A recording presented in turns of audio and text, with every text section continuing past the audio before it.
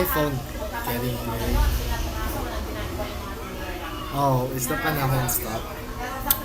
Oh well.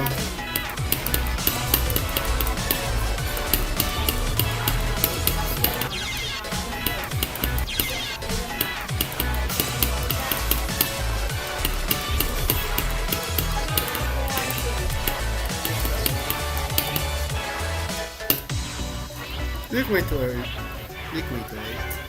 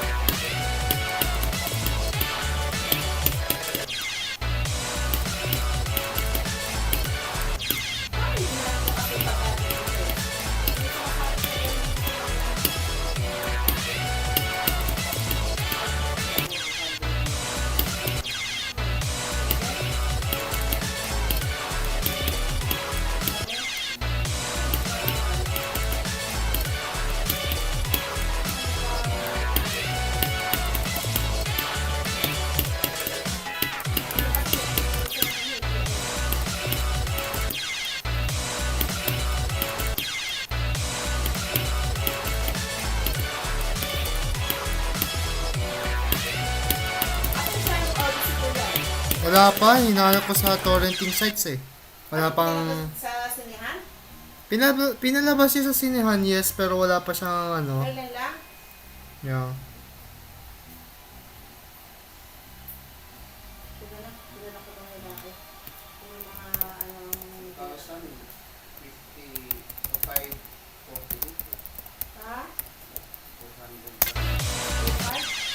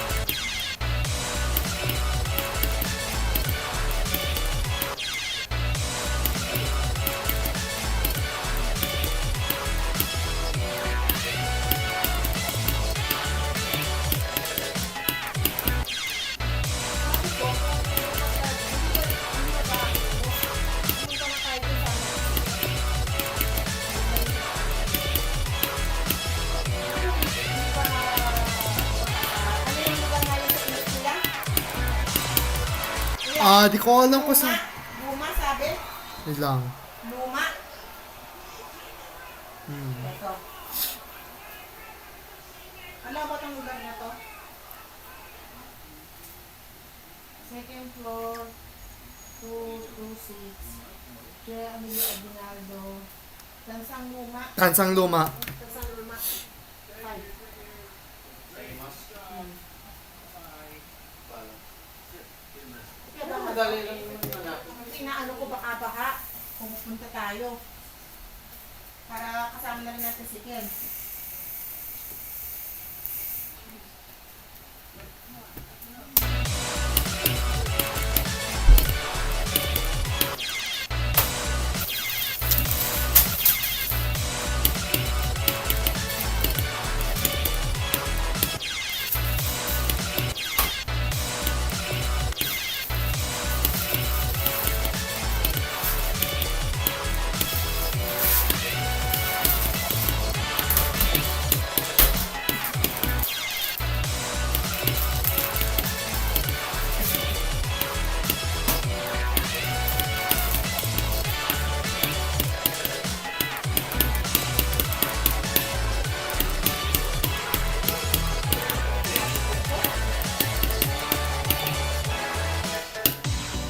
Nice.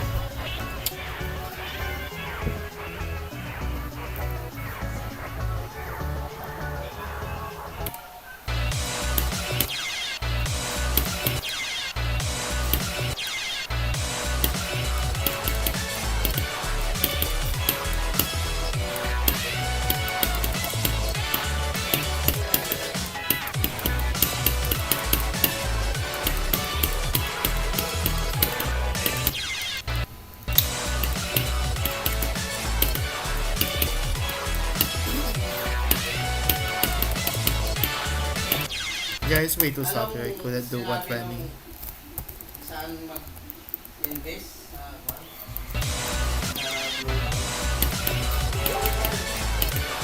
May lang ng Tesla ng Facebook. Pwede daw niya ipa-transfer sa ano, sa ganon. But lang daw 10 years, 10 years lang. Hindi daw kaya nung sa atin, investment, mas risky daw. Alam mo kung anong investment natin sa ito, hindi ba? May kasamang investment, di ba? Alin? Yung mga kaya natin. Pag daw kasama yung investment, risky daw yun. Hindi naman insurance yung sa akin.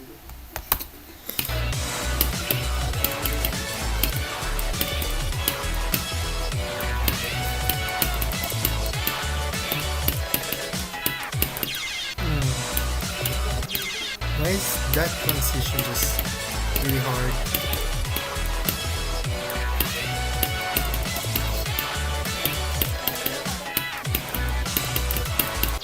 Alam ko na kung bakit ganun yung kape mo. Dapat ito na din ang kasukal pag may creamer. Hindi na.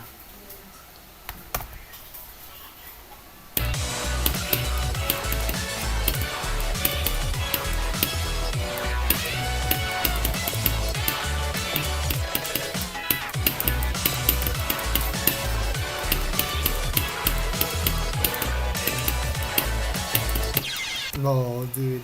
That was like the last click of the wave. Yeah, I could have commented really well, unfortunately. So, yeah, hell yeah.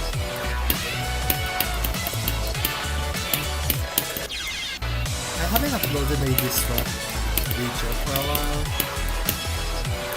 Should I do an Apple info or just upload whatever I uploaded in GDPH? Because I still have the file, properly.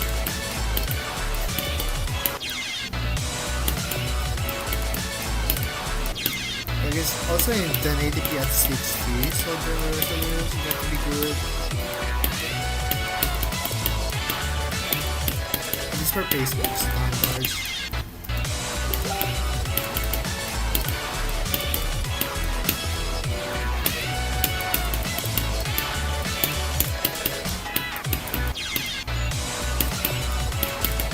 Man, why am I so inconsistent with Leo Creator?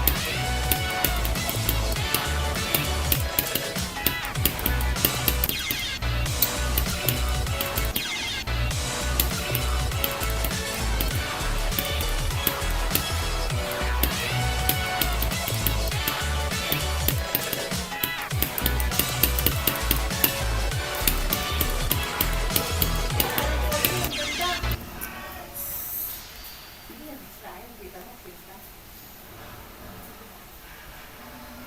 Ay, sayang kote. Ay, ano lang. Yun lang. Yun, sirahin. Sabi sa sarap. Diba? Ay, hinihinaan ko na. Ang ganda ng kotse, SUV. Si Bronson to, di ba? Ang baba ka. Oo, baba yun. Bronze na. Ha? After the sun, bakit? Ay, babae to. Babae yan. Or maybe siya is editing on screen.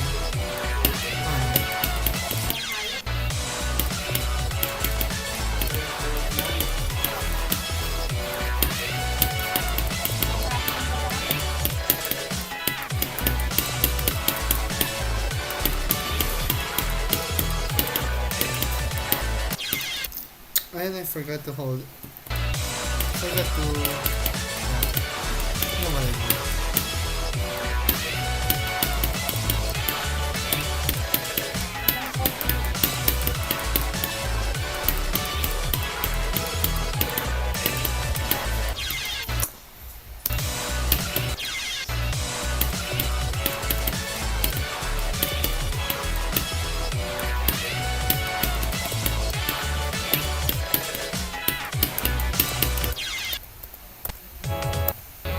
Yeah, let's practice Manitou first.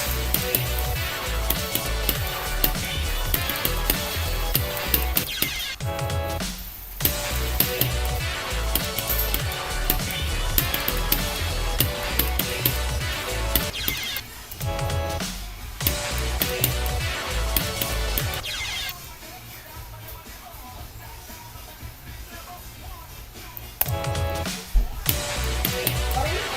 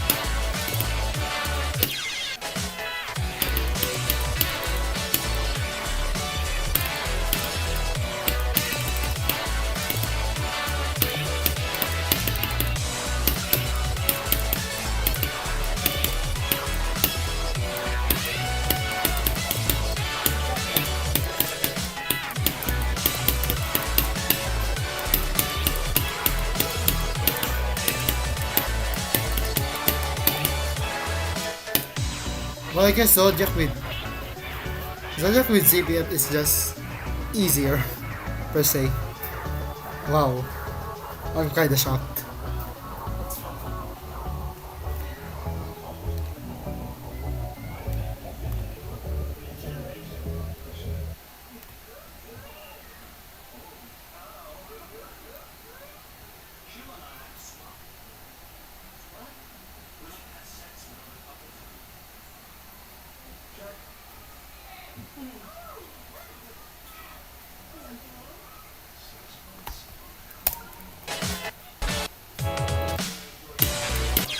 So I got 81 to 100. Hell yeah.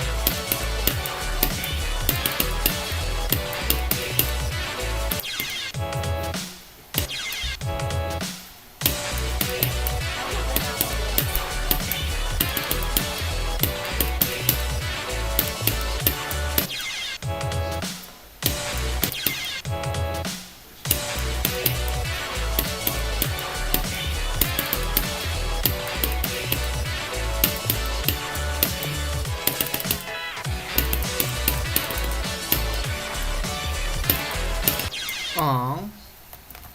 Like, I mean, I get it. That's an unfortunate death, to be honest.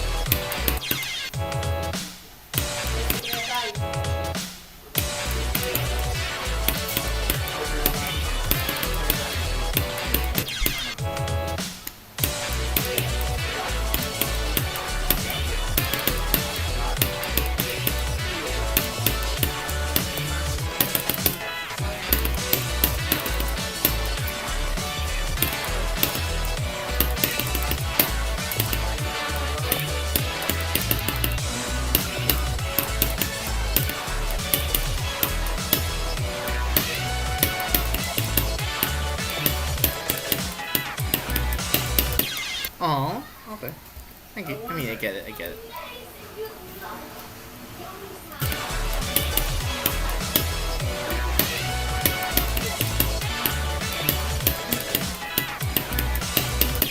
Oh, okay.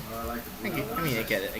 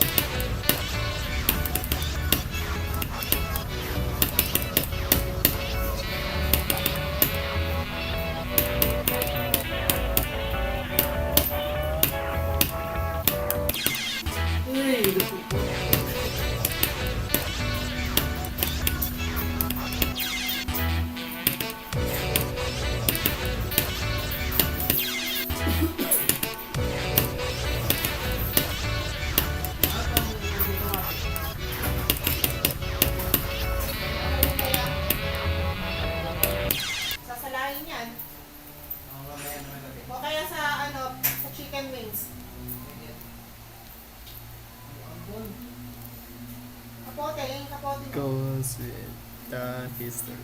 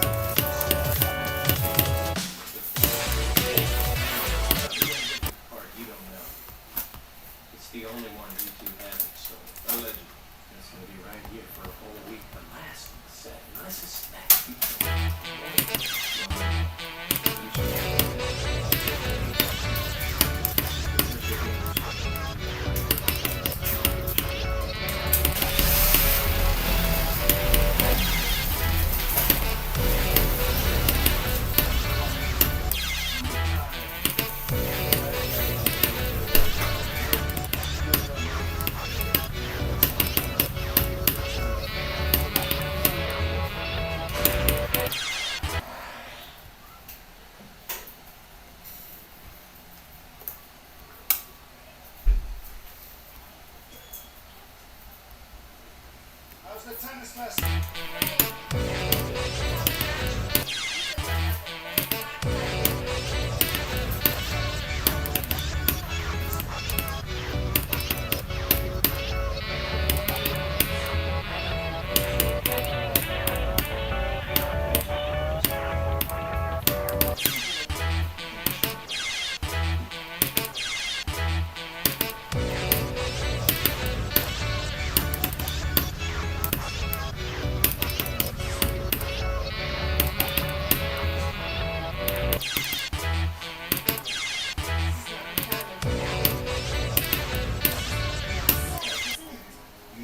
Wait, hold on. Oh. This is from a people email, which I don't really use anymore. Yay.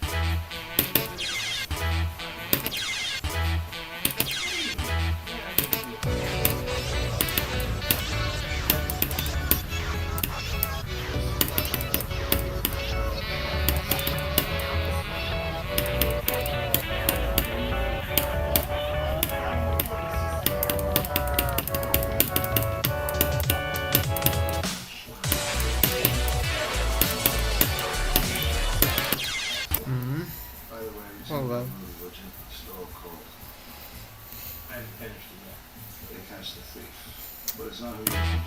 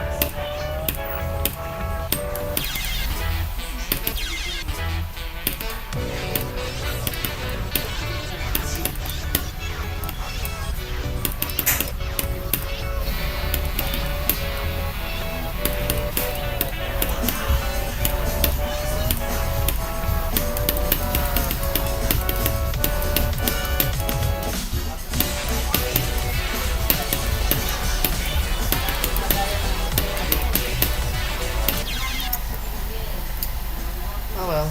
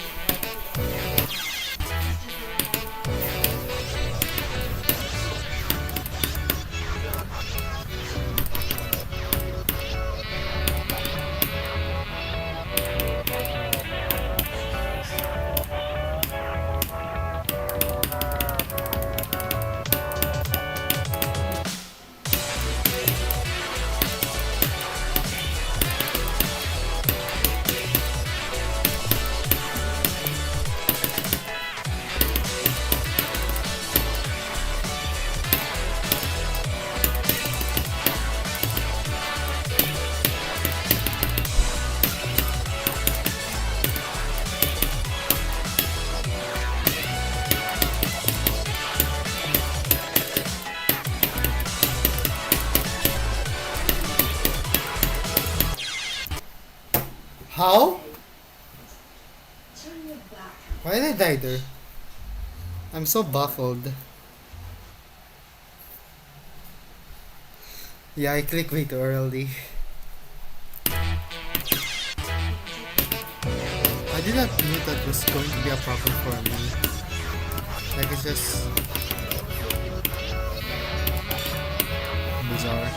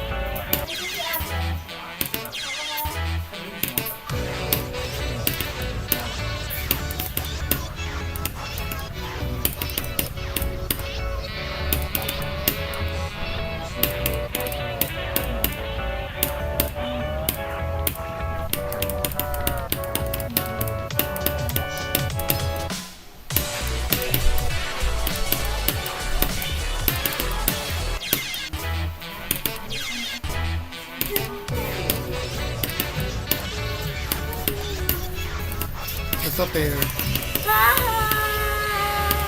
Appreciate mo kay Ito pair. Pero ako kasi sa teto pa yan. Kaya may easy ako sa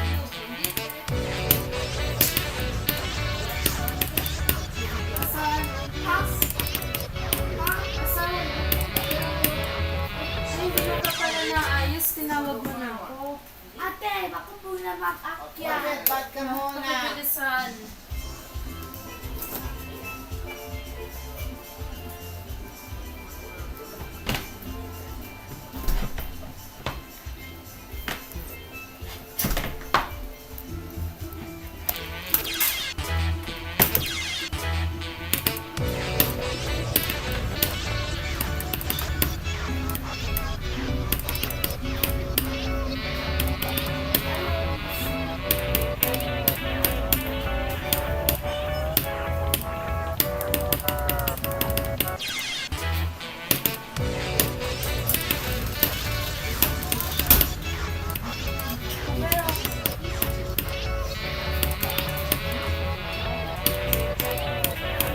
Sabi mo na muna kung akyat. Kasi nga, Ayaw na nga eh. Kasi ka ba natakot eh. Hindi mo pa ba niya yung notebook? Wait lang.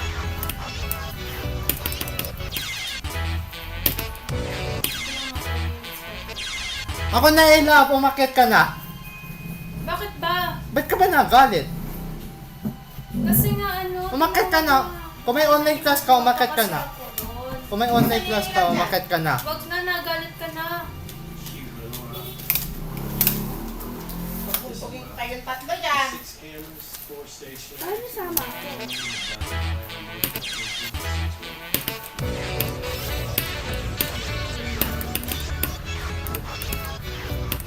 Ano, Elise? Asan na? Ano po?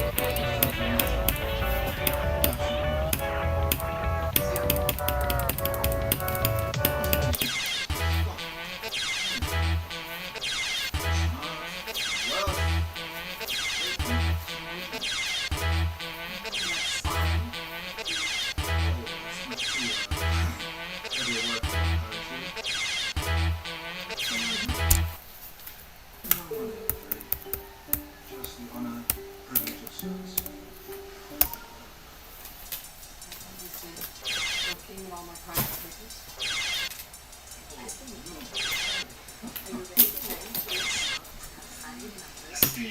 Wala daw. Nanonood lang. Mama na nanonood. Para mas madali at organized ang pagsagot natin sa long division problems. Class, let's look at our example. We are asking these models to find a function. Our example.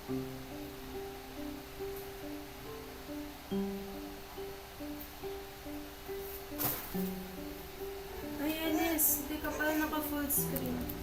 Ano to?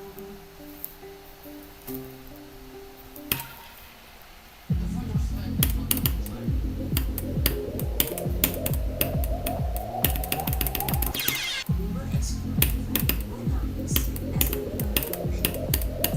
how we have to divide the number in months.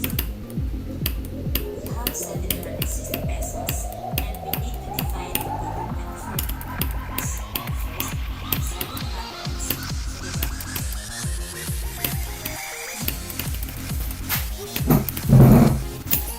Ito lang, Alice.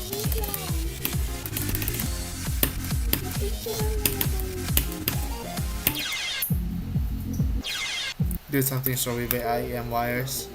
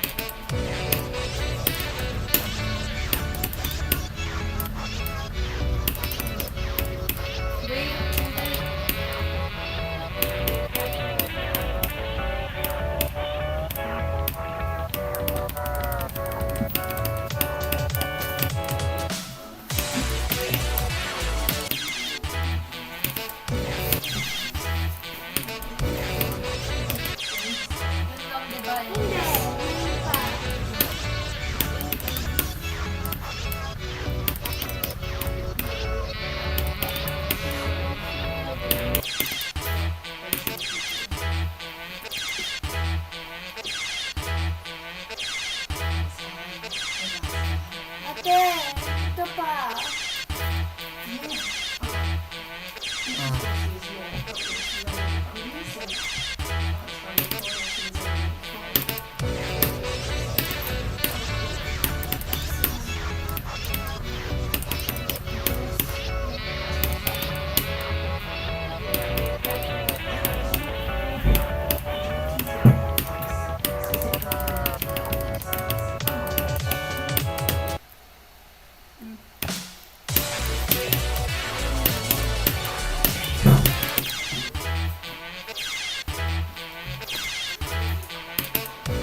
Dude, I really need to replace my IEM wires.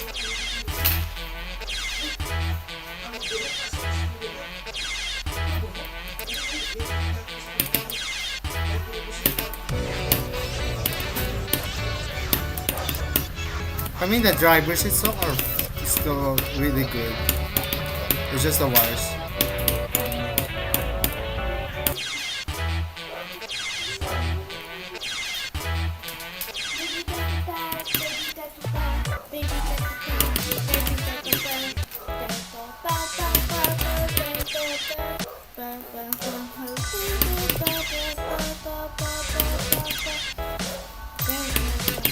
Six, seven theta pair.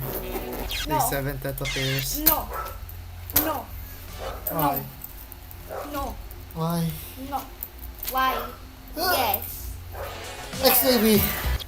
Yun nga, yung answer ko yes. Yes, so 6, 7 theta pairs. Yeah. When you know that. Gawin from E.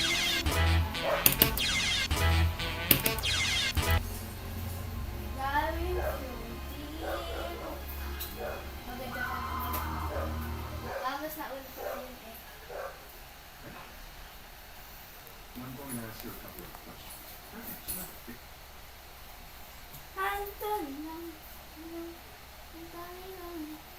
Ah. Ano ba, Elis? Eh, huwag ka nga. Bakit ka natakot, ate? Ate? Ipay, paano ba ano? Ano? Yung mga Korea na ano? Saan ba sa search yan? Yung old fashion Korea, mga damit. Bakit yan? Ano na ito? K-drama? Mami! Kaano mo?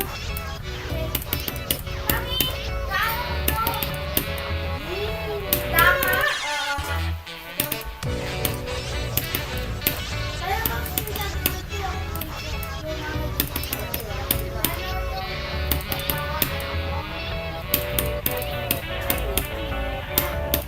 K-drama nga, yung mga lumang damit.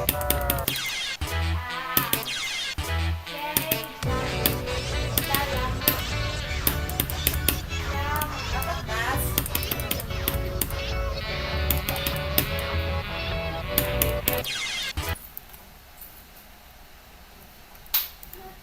Ito! May loyal nemesis. Kasan? Hello. Ayan. Kasi- Pero may padbooks Ayan, ayan. sa tabi niya. Tagalog yan. Maganda Tagalog. Diyan. Dito. Yung nag-captain Tagalog. Diyan. Over sa... Time travel pala yan eh. Ano ka, Pilipino? Walang Filipino. Sa taas talaga, nabasa ko. Oo nga, hindi yung audio. Kaya nga, Subtitles lang. Hi. okay lang. Now, in my last episode about ground news, I talked about how there's been a many decade-long effort by a lot of extremely rich people to create an alternative media ecosystem of reactionary thought under the term conservative media. And part of that project was to portray all media that wasn't conservative media as liberal, meaning left, and behave as if it existed explicitly to further a political agenda the same way conservative media does, in an entirely successful effort to use mainstream media's own ideals of neutrality, independence, and objectivity against it to platform reactionary ideas and move the Overton bill right back. And it's partly my fault because I buried it a bit, but it's important to understand that for the most part, this conservative media exists Wait lang. not to accurately report the news, Ano yun? but to expressly further a reactionary agenda, which is why we have ample evidence of people who've been in conservative media Ay, discussing okay how pa they were yun. never Oo. fact-checked, Marami pa. and to the contrary, encouraged to make things up to further the Okay pa yun. cause, deliberately stir up controversies out of nothing, and be extremely Opo. subjective while assailing the lack of objectivity of everyone else. And I kind of feel like if you don't understand that conservative media is composed chiefly of lies, fear-mongering, racism, and grifters, you're either not paying attention or are also part of the cult. And this is why a service that presents conservative media on equal terms with the actual news media, and even denotes it as in the political center, serves only to legitimize and validate their lies. And by doing so, it also pushes socialism and socialist ideas like, I don't know, significantly raising taxes on rich people further to the periphery, helping to delegitimize them. And some people accuse me of being unbiased, but part of the point of the video is that there's no such thing as being unbiased or objective. And the pose of being unbiased serves only to reinforce the status quo, strip events of their moral weight, pass off official accounts from authority figures as neutral facts, and create false equivalences between truth and lies. But I finished the video by saying that I might think ground news is a right-wing psyop if I were conspiratorially minded, but the people running it and its sources might completely believe they're honestly providing a useful service. However, some folks pointed me to some interesting evidence that ground news might actually be a right-wing psyop. And just to be clear, by psyop here I don't mean a literal military psychological operation, but just the idea that ground news was intentionally created to spread and legitimize right-wing ideas under the guise of being impartial and exposing bias. And I'll say here at the top that this evidence isn't conclusive, but it is pretty suggestive. And I think it's worth taking a moment to look into it and see what it tells us, not only about these sorts of services, but about deeper issues around money and journalism. And I'm still definitely not getting that Ground News sponsorship, so please consider supporting this project on Patreon at patreon.com/EricRosenfield, where for only $1 a month, you can get early ad-free episodes, exclusive authors notes, and more, like the exclusive essay about journalist Walter Lippmann, and how he helped create centrist discourse and neoliberalism that I had to cut from the last video. Anyway, according to its website, Ground News was founded by siblings Harleen Power, ex-NASA engineer, and Sue Singh, ex-Bain Capital. Yes, that Bain Capital, a private equity and venture capital firm whose CEO and sole shareholder was once former governor and Republican presidential hopeful Mitt Romney. Ano daw yun? But even aside from May that, online class sila. this is weird, right? Hmm. Neither of these people have backgrounds in journalism, media, or May media online analysis. class kayo. They're an engineer and a finance. Wala kang attendance. And this background shows, for instance, in something I neglected to mention in the last episode, the use of AI to summarize news stories. Journalists might not appreciate the idea of a computer program summarizing their work, and as someone who cares about news, I would be, shall we say, concerned about the accuracy and trustworthiness of these summaries. Kaya po meron. Replacing a news source that may be biased or untrustworthy with software that has no idea what bias or trustworthiness is doesn't sound to me like an improvement. I could also point out how much the right wing seems to like AI in particular as a piece of circumstantial evidence, but unpacking that is a bit more orthogonal to the main point I'm trying to make, so we'll put it aside for a moment. I said in the last video that the site is funded not only by subscribers, but by venture capital firms and unnamed independent mission-aligned investors, according to the website. Who are these investors? Well, typically if you make a significant investment in a startup, giving you a significant ownership stake in it, you get a seat on the board of directors that controls the company. Ground News is technically a subsidiary of a company called Snapwise Inc., which you know because it says copyright 2000. Oh, I forgot how to do that Snapwise part. Inc. at the bottom of the Ground News website. So curiously, that's not mentioned on the About page. Also curiously, Ano the yun? name of the parent company used to be on the Wikipedia No. page for Ground News. No. That seems to have been removed at some I'm point. focusing with this one level, okay? So who's on the board of Snapwise Inc.? Well, you see the founders, Power and Singh, that's expected. We have Cayman Pilates, who's a known angel investor, which is to say a rich person who invests in early stage startups. We have Tom Curley, and this is the only person on this board who actually has experience in journalism. He was the president of the Associated Press, helped found the USA Today in 1976, and actually worked as a journalist. This is the kind of person you'd actually want to see involved in a company. Then you have Manuel Matsky. Now, Matsky doesn't personally seem to be an angel investor, but he is the president and COO of Opportunity Education, a company that provides educational materials to private and charter schools, and he's the president of a company called Factual IQ, which uses AI to help leaders in mid-market companies make strategic decisions rapidly. And he's on the advisory board of another company called Straight Arrow News, a news site that promises to provide unbiased news without filter. Straight Arrow News even shows news stories that are primarily being reported by left-wing or right-wing news sources in order to show people things that they might be missing in their biased blind spots. So that sounds familiar, doesn't it? In fact, they say this media miss feature is done via their partnership with, you guessed it, Ground News. And who actually owns Straight Arrow, Factual IQ, and Opportunity Education? One, Bill Ricketts, founder of TV Ameritrade and billionaire Republican mega donor involved in a number of conservative organizations and projects, and someone who's donated millions of dollars to the campaigns of Donald Trump. Well, that's curious.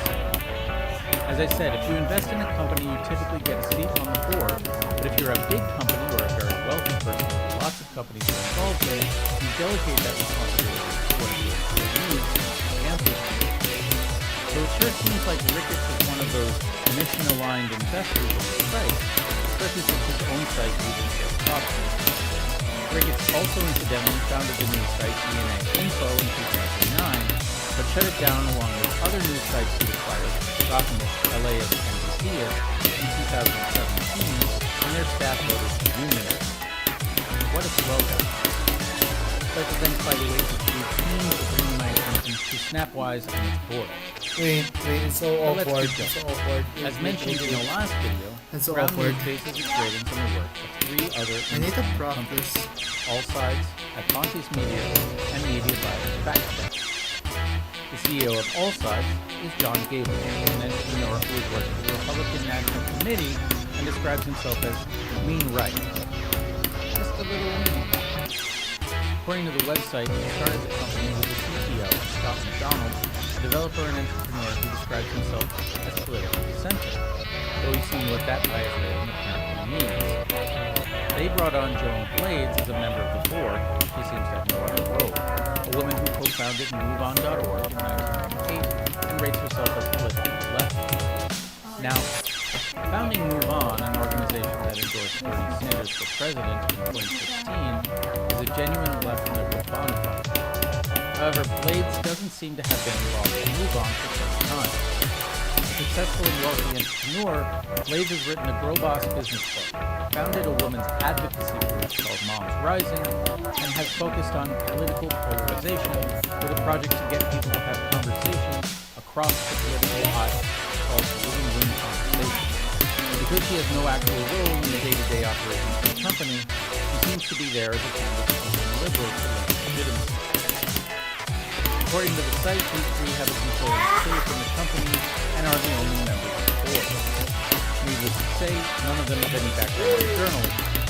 Meanwhile, the director of communications and bias services, who wrote many articles and guides to media bias, rates herself as lean right, and according to the team political alignment page, can be associated with the emotional American political factions of Patriot Party, whose both party of Donald Trump's 2016 primary Wala pa campaign, yung escalation ng who are pala. a coalition of small-town, white, working-class Americans who feel left behind by globalism and condescended to by cosmopolitanism. Forget that the idea that Trump's base was primarily working class is more of a marketing point than anything based in reality, with his voters actually tending to have higher than average education and income, but I digress.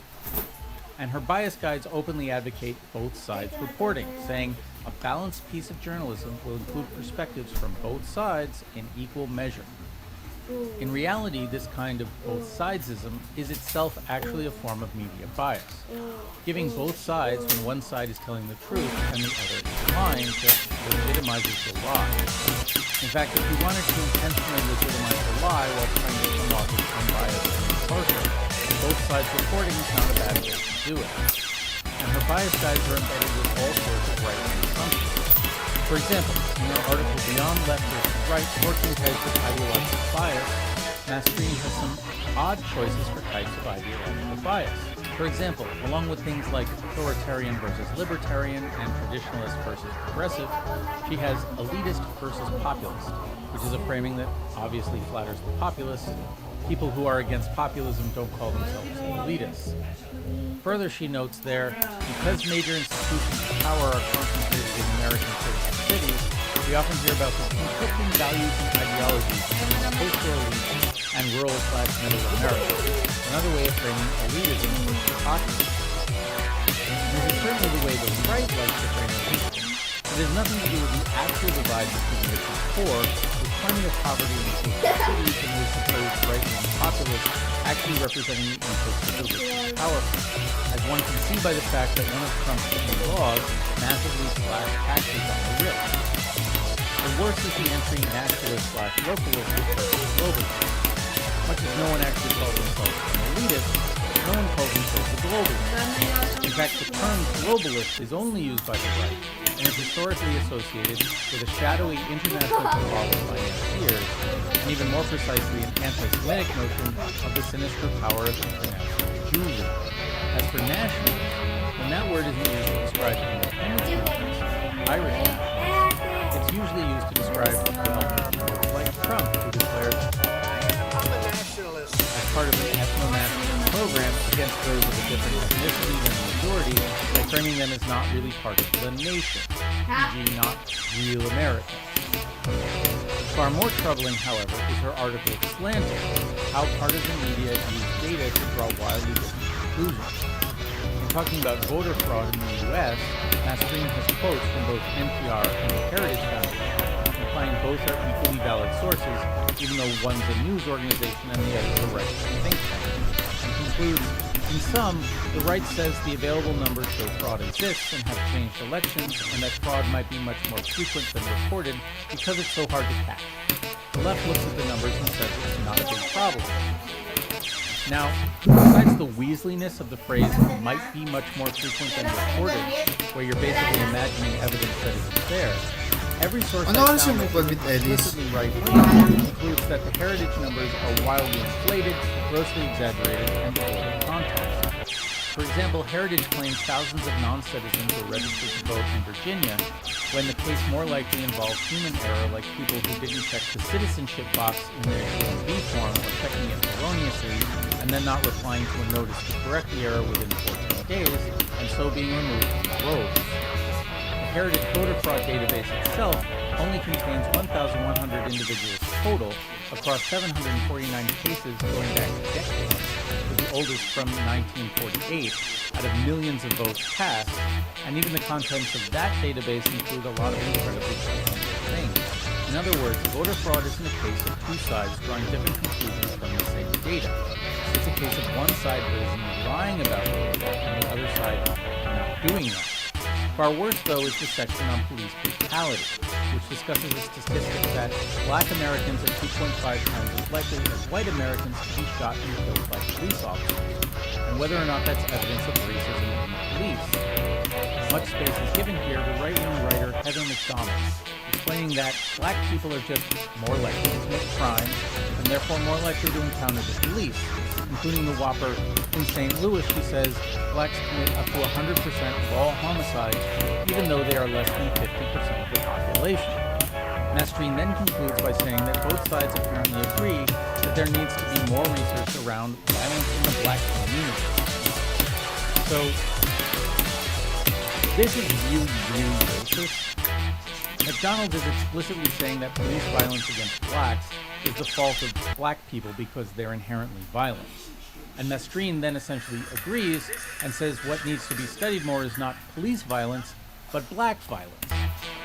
Now, if someone were actually interrogating the bias of McDonald's piece, they could point out that the term up to in up to 100% is a weasel phrase used to make one high statistic stand in for many.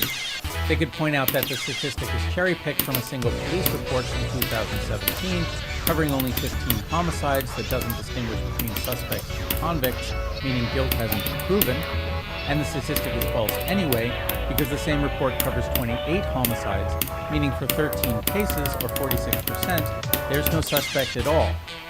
In fact, as noted by APM reports, of the 1,900 homicides in St. Louis between 2014 and 2023, 1,000, or more than half of them, remain unsolved.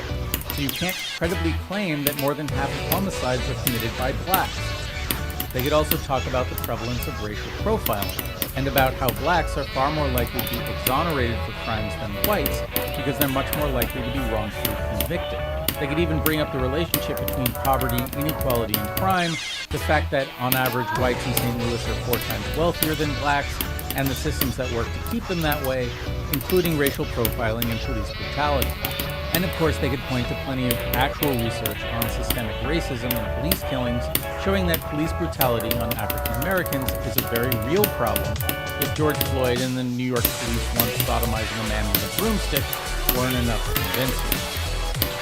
In fact, if McDonald blaming the victims of these crimes reminds you at all of the reporting on lynching I talked about in the last episode that firmly blamed lynching on the victims and their behavior, well, that's what it reminds me of too.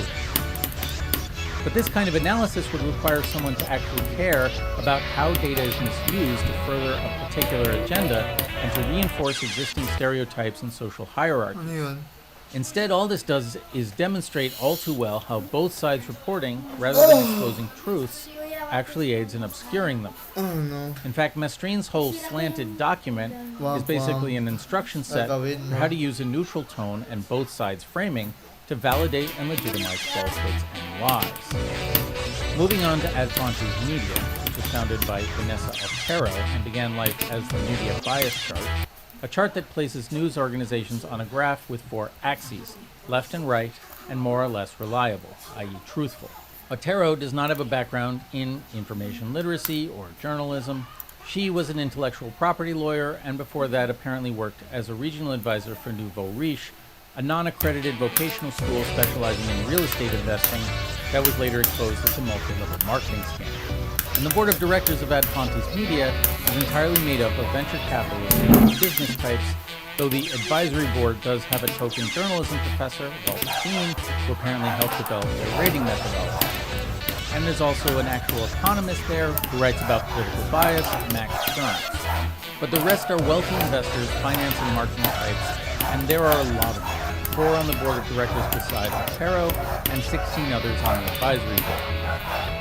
And just looking at the bias chart, perhaps the most obvious thing that jumps out at you is that there seems to be a confluence between how politically center outlets are and how reliable their data is. And because of how center seems to be defined, this creates some odd results. For example, 60 Minutes, which is marked as left-leaning, seems to have a similar reliability score as Fox News. This chart, in other words, could be used in the dictionary definition as equivalence. Also, it's hard to understand, for example, classifying the Young Turks, a show that bills itself as progressive, as being farther left than the openly socialist Jacobin magazine, unless you think more inflammatory rhetoric with lots of exclamation points are what makes something more left. I tried to dig in more into how exactly these scores were reached, but while they'll give you scores for some specific articles, there isn't a lot of detail. For example, Jacobin has an article called "The Government's Own Number Crunchers Agree We Need Medicare for All," which Ad Fontes Media gives a left bias score, which is to be expected, but also a relatively low reliability score, 20 out of 65.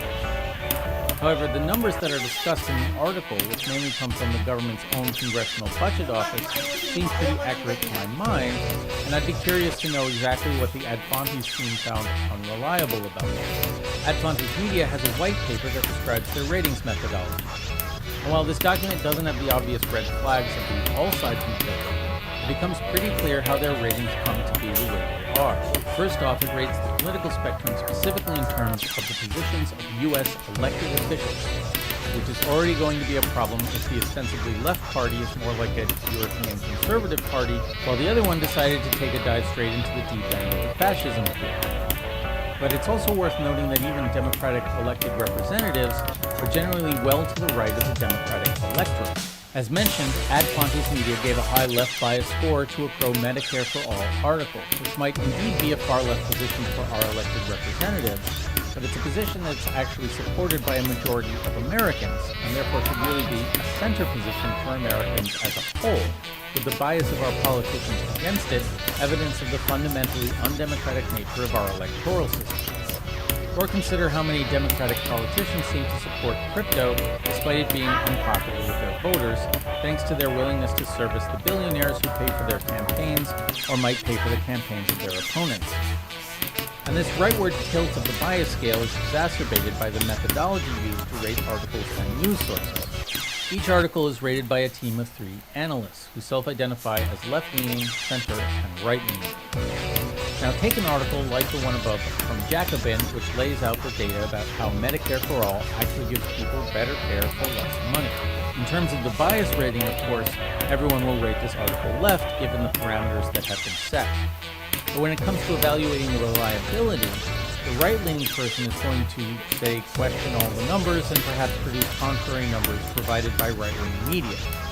Someone like Julie Mastrine from All Sides or Heather McDonald in this milieu could probably produce the same kind of bogus data McDonald did about black violence in order to make the claims in Jacobin seem less reliable.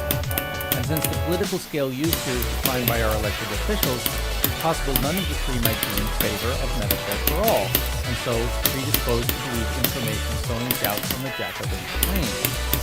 According to the methodology document, if the scores are within an 8-point range out of 64, they're averaged together, and if they're not within an 8-point range, there's a discussion to try and bring them within that range, or else the article is sent to another set of analysts.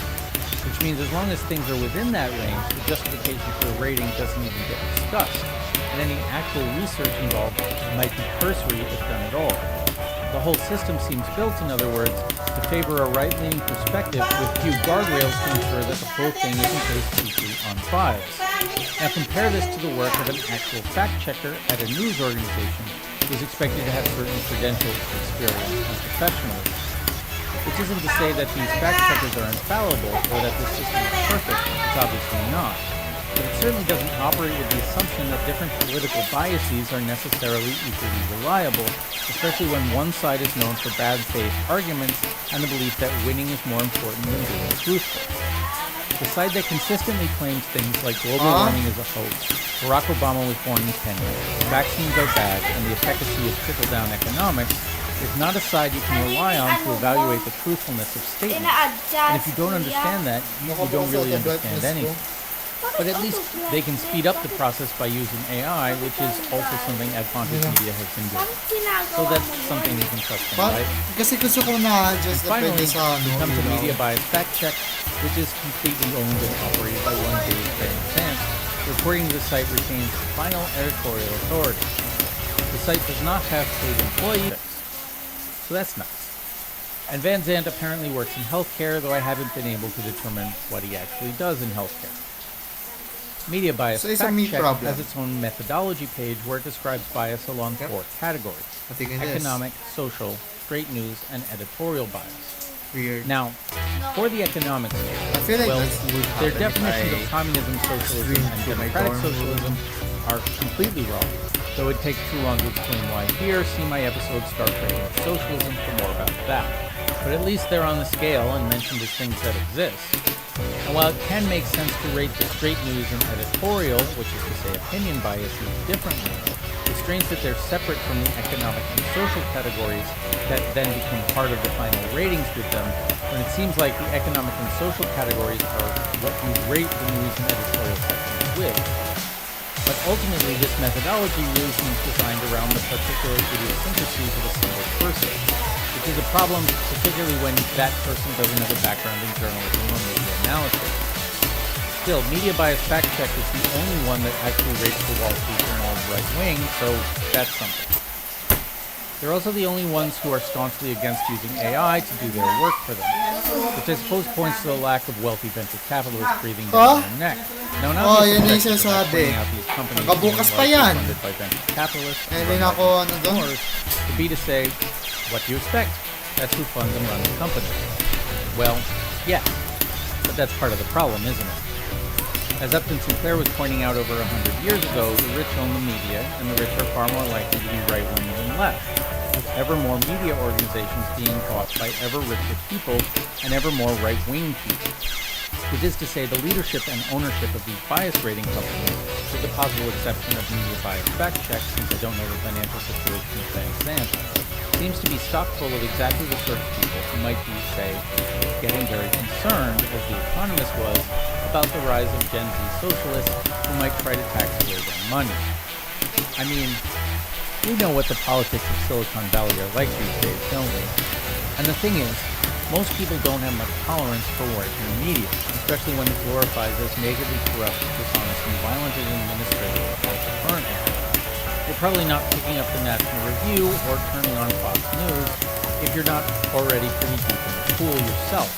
So why wouldn't a billionaire Republican mega-donor, someone from an investment bank with Republican ties, and an engineer see an aggregator showing news from all sides as an effective tool for exposing non-right-wingers to right-wing viewpoints? An aggregator that will further serve to push to the extreme and delegitimize actual socialist ideas while legitimizing right-wing ones and placing them closer to the supposedly reliable center. Because this is the thing. Even if ground news and these other services aren't deliberately right-wing psyops, they're clearly doing the same functions as one. And the more reactionary wing of the capitalist class has gotten ever larger, bolder, more powerful, and much, much richer, while the less reactionary wing is only too willing to make space for them. As an illustration, the supposedly center-left New York Times just happily gave editorial space to David Ellison to claim that he didn't want to make unbiased news at all. He wants to make news that's straight down the middle, which must be why he gave CBS the Barry Weiss of the right-wing free press They proceeded to fire longtime journalists and replace them with right-wing hacks, often with little journalism experience, and of course Trump talking points at journalists about things like ice merge. But as we've seen many times before, part of the way the notional neutrality of A.G. Sulzberger's New York Times manifests is its willingness to let right-wingers openly lie in its pages with little pushback. And the more the economy goes K-shaped, the more wealth inequality increases, the more people are forced into poverty, wages, and homeless encampments, while others have more wealth than anyone in history. The more capitalism spins apart, the more the capitalists are going to close ranks to shut the rest of us out. So what do you think? Do you think Ground News is actually a right-wing psyop? Yep. Let me know in the comments. Daddy! Also, I promised a note on the term liberalism because it came up. Wait lang, bigay ko lang kay Mami. As I've discussed before, the main problem with the term is that it has different definitions depending on who's using it and the context in which it's used. Take the Liberal Party of Australia, which is what we in America would call libertarian, in favor of free markets and little government oversight, and this is what's also sometimes called classical liberalism.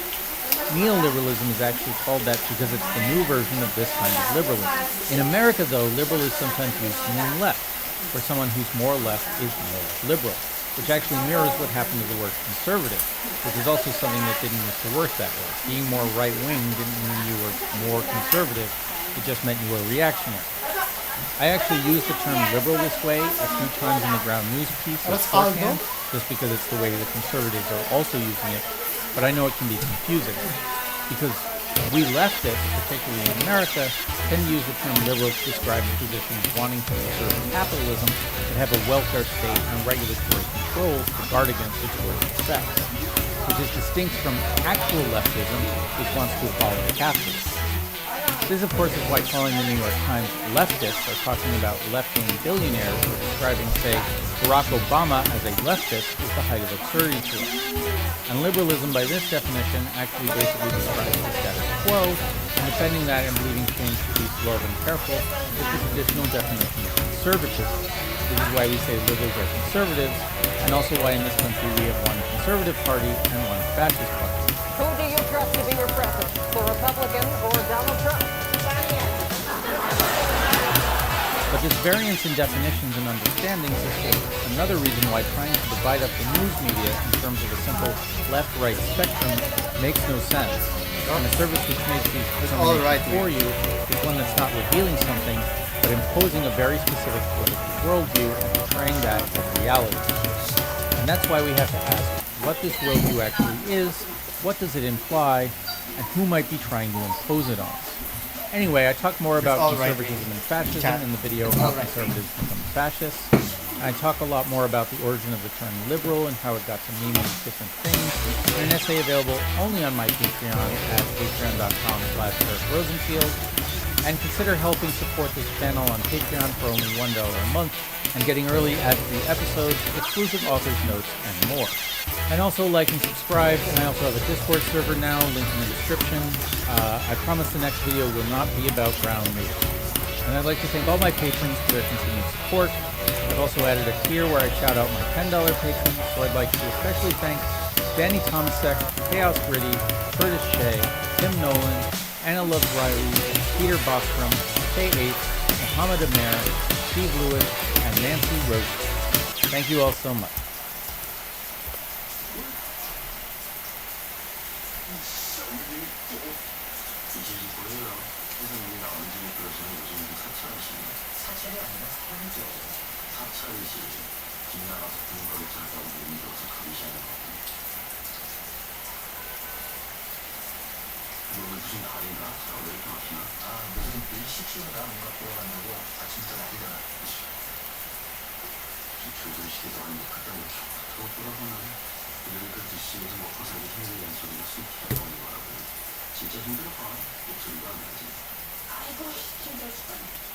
For the past decade, nearly every vehicle made for American roads has been equipped with tools used for mass surveillance. The collected data has been used to hike your insurance premiums, estimate your intelligence, and empower stalkers and domestic abusers' ability to track and control their victims. There are up to 200 million of these surveillance vehicles in use today, including those made by these companies shown here. They collect, share, and sell so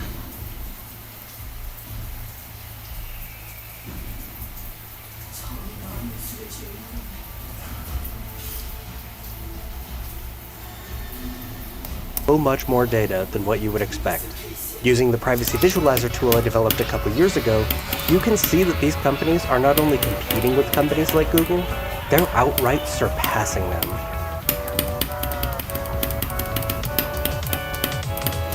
Data extraction starts before you even have a vehicle. When you're looking online at cars that you might want to buy, that data is collected and shared with car companies, who will then pay to show you ads of their cars so you'll be more likely to buy theirs. This is pretty normal behavior on the internet these days, and really none of this data on its own can be used to directly identify you.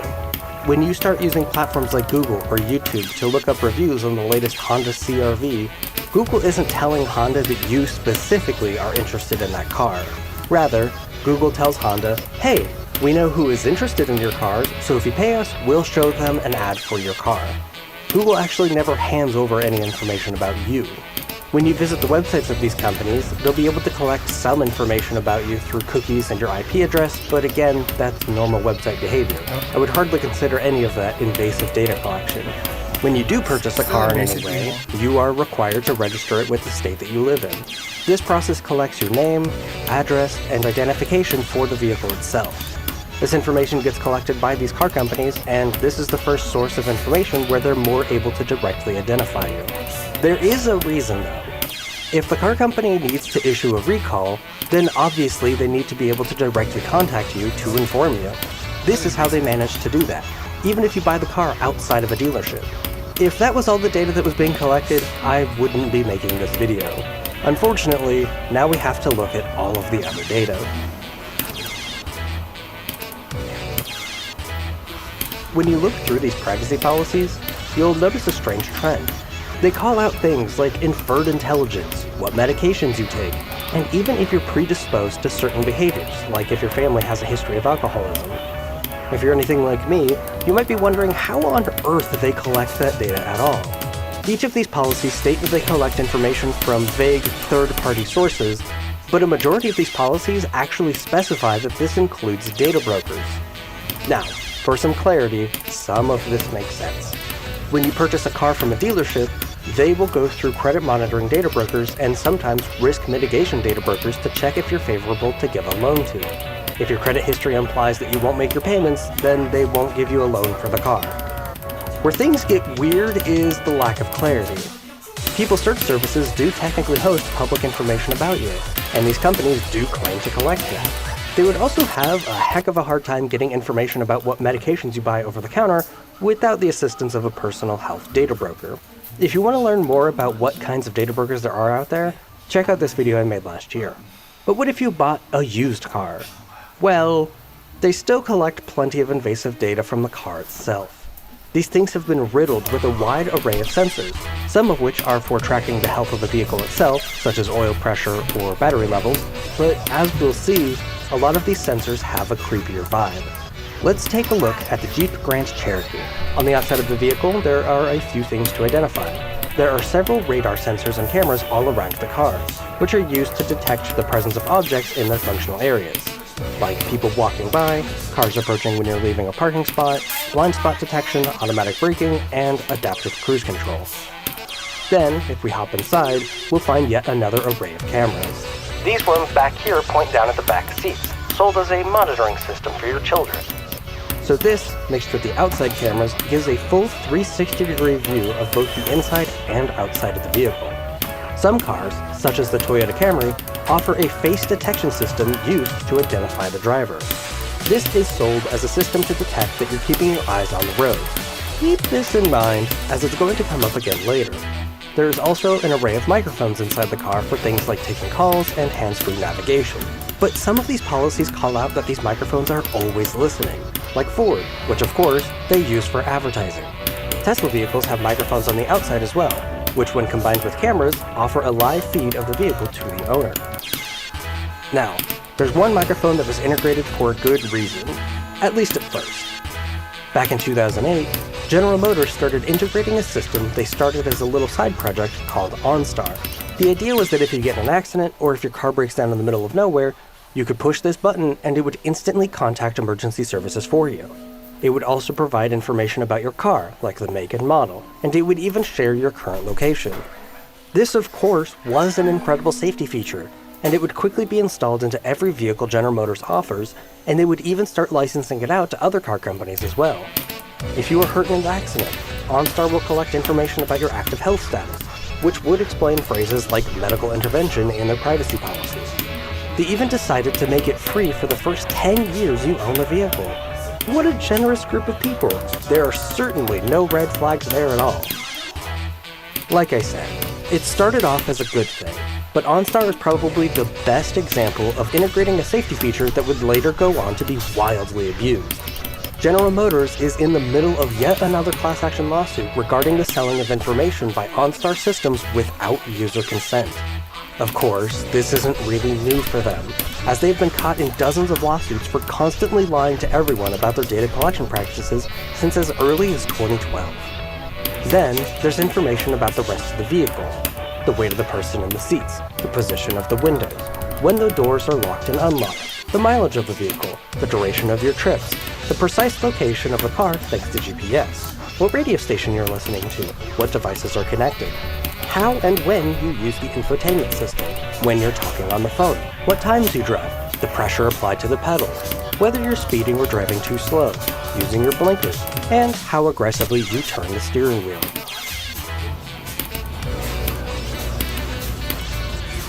Every time we talk about data collection, even if some of it makes sense, it's important to remember that collected data has a destination, intentional or not. There are three major places that get your data from these car companies that I want to discuss. Insurance companies are by far the most famous from what I can tell. Your usage data is a very common source of data that insurance companies will use to justify an increase in your rates. Remember that face detection feature I talked about? Insurance companies love that kind of data, as now they can directly see every time you take your eyes off the road. They want to know when you push the gas pedal too quickly, if you turn too hard, if you drive late at night, if the car needed to automatically brake, every time you accidentally drift out of a lane, how often you drive your car and how far you drive, and even sensitive personal information like your education level. Normally, if a business is racking up the prices and obtaining this much information about you, you'd have the option to just go somewhere else. But you legally can't avoid these insurance companies. Back in the early 1900s, most people had never driven a car. When they decided to purchase one, they started crashing into everything, because of course they did. So, in 1927, Massachusetts passed the first law requiring drivers to have an insurance policy. The idea was that drivers would have some financial stake in the matter, encouraging them to drive safe to save money. This quickly spread across the entire country, and soon enough, it was illegal to operate a vehicle without some car insurance. As time has gone on, these companies have worked together to make as much money as possible. Cars eventually started being able to track data for diagnostics, which included the pressure being applied to the pedals, the speed of the car, the duration of trips, and timestamps attached to each of them. Insurance companies were quick to offer free little plugs for your car so you could save money if you were a safe driver. Though, as it turns out, most people believe they are a safer driver than they actually are. According to a consumer affairs survey, 1 in 4 people admit to using their phone while driving. 80% of drivers believe that speeding is completely safe. Guess who really wants to know that information more than anyone? Your insurance company. As more and more people started putting these trackers on their cars, our rates slowly went up. Car companies knew that this data was being collected by the car itself, and so they started offering to sell this data directly to the car insurance companies, and here we are today. You don't really see these free trackers very often anymore, do you? Data breaches are also incredibly common for these companies. In fact, every single car company shown here has had one data breach within the last 2 years, and they've combined impacted 23 one data breach within the last 2 years, and they've combined impacted 23.6 million people. That is 1 in every 15 people living in America who got their data breached just from using their car. It's my opinion that these companies do not value your privacy whatsoever. These constant data breaches are not good for their customers, but they continue to put zero effort into preventing them. Information like your name, phone number, address, social security number, and all of the information we've looked at in this video is freely available to scammers, who abuse the information from these data breaches to steal an eye-watering $1 trillion from Americans every single year. Some of these data breaches were so bad, you could simply search for a license plate number and find out everything about the owner of that car, along with the current precise location of the vehicle. This kind of data breach has happened multiple times, impacting Kia, Lexus, and Toyota vehicles. And you'll never guess what kind of person loves this sort of data. That's right, it's domestic abusers and stalkers, which is the worst destination of your data. But that doesn't come from just data breaches. It also comes from the features that are offered by these vehicles. The connected apps offer a full 360 view of the vehicle at all times, and some offer a view of the inside. They'll tell you the exact location of the vehicle. They'll provide information if the doors are locked or not. The article surrounding the abuse of this data is incredibly haunting.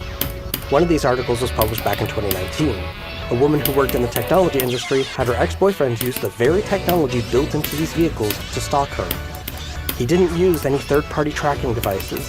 He did all of his tracking using the functions of the vehicle's companion app. The article goes on to describe that he had been tracking her every move for an extended period of time. A notebook recovered by police from the man's home contained the victim's personal details, including the dates of training courses she was planning to attend, and a list of places, including businesses, she frequented. One night, she woke up to find him standing over her at the foot of the bed. He had used all of the detailed information about her use of the vehicle to know when she would be home. In the court case, she said the following. I was in shock and fear for my life when I realized he was stalking me and had control of my car. These crimes have made me feel unsafe, made me fear the technology I once embraced, and left me with a deep distrust of the cybersecurity protections and laws currently in place. Now, I know they can be exploited. This is not exclusive to just this woman. There are countless examples of articles I found of stalkers and domestic abusers using the data collected from just a car against their victims. Cars should not be able to enable these kinds of situations. That seems like a no-brainer to me, but these car companies have continued to add even more functionalities to these cars. Remember, that was back in 2019, before there were cameras inside the car. Imagine a situation where a domestic abuser is watching their victim unaware in the car while they drive around. Hello. These features can be so easily abused. And just recently, 3 states decided to try to do something about it. California, Louisiana, and New York have all passed laws to protect the victims of domestic abuse. This has forced every single one of these companies to provide an easy way to opt out of all of this remote access, which is not only amazing to protect people, but it's also proof that this is possible for the rest of us. I'll note that these systems are far from perfect in their current form. They require court documentation to prove that you're in an abusive relationship. This is an issue, because only half of all domestic abuse cases are actually reported, and as you may know, many police departments do not take this seriously. However, these laws are certainly a step in the right direction. If you are in one of these horrible situations, you actually have a way to get out of this data collection. I'll have links in the description for every car company's opt-out forms.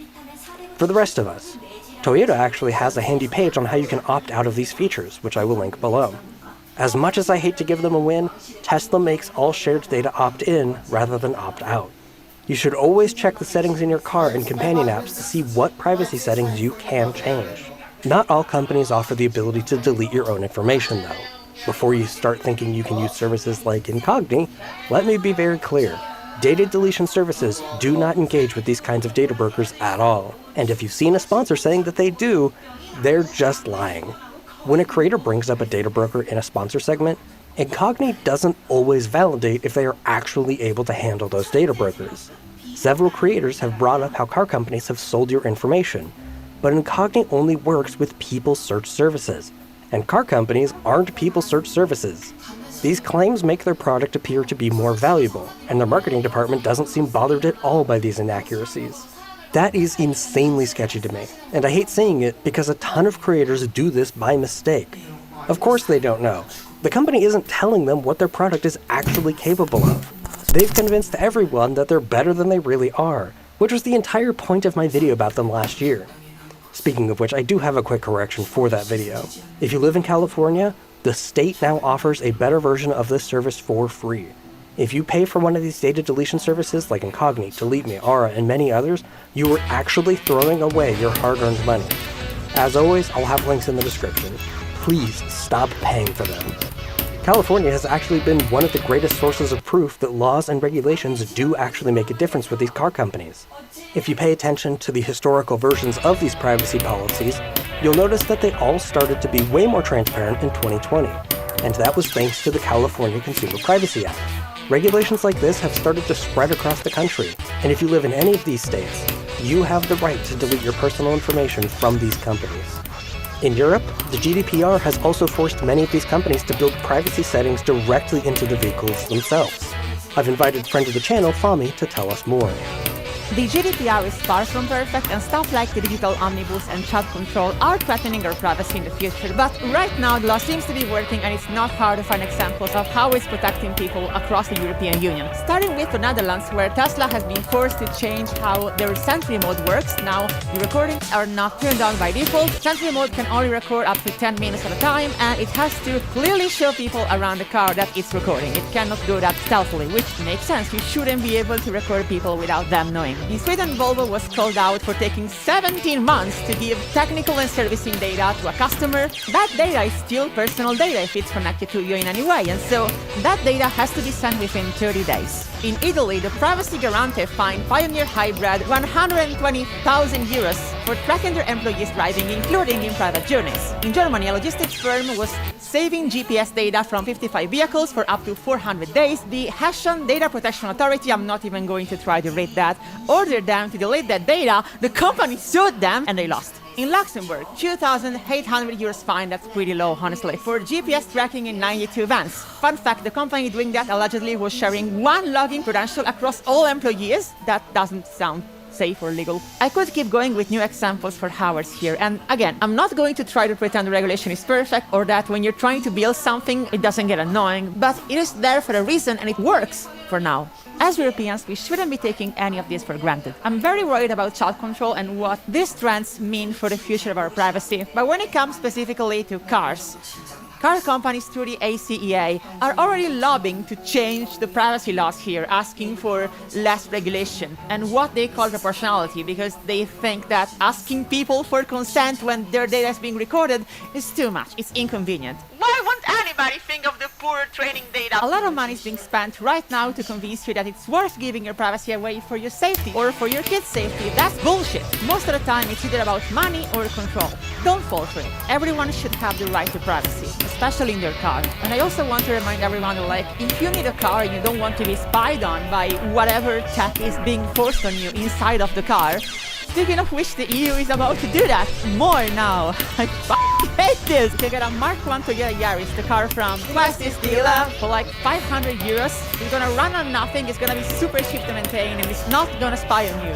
Bonus points if you got a Yaris Verso. I love that car so much. Regulations matter a lot, and since it's a midterm year, now is actually the best time to actually call your local representative and vote for people that actually represent your values. Most of my viewers are in the age group of people who tend not to vote. And the reason that everything feels so bad right now is because the only people voting are the people who got lead poisoning from licking their bedroom walls as children. Register to vote. It really doesn't take that many people to make a big difference. If you are considering buying a new car, I would recommend you consider buying a used car from before 2015. If you have an older car, please take care of it.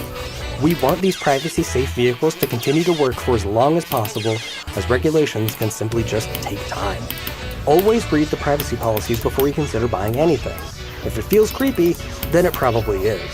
If you live in a state or country that has real privacy protections, please continue to fight the good fight on behalf of all of us. Keep these gigantic, creepy corporations at bay. Keep showcasing that it doesn't need to be this way. Hopefully, we'll catch up. As always, please be kind and patient with each other. If you really liked what you saw, consider giving the video a like, comment, and subscribe to the channel. If you really liked this video, you can join the amazing list of people right here who directly support the channel. For $1 a month, you too can get your name in the video, as well as early access to videos and exclusive live streams while I'm working on new things. head over to patreon.com/projectconvenience to get those cool perks. Okay. Way up, gotta get the pay up. Missed another day at the court like a layup. Super stripe on me with the layup record, super fire, sweating, fuck I'm super hot. Finally got a fever out. Maybe it's the demon that's been stealing all my good ideas, or I'm lazy like a bad ideal. I'm a dog with the bone, grr, obsessive, I gotta leave me alone, full stop, marrow. You know what they sang? Oh, I am a huge K-drama fan. Back in school, I watched Hojung, Daejanggung, The Women of the Palace.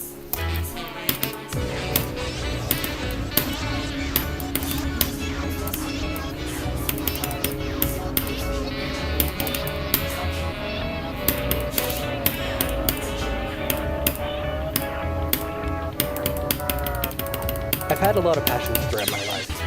It's the reason I make these side quest videos, because I love to share the wide array of things that have impacted me.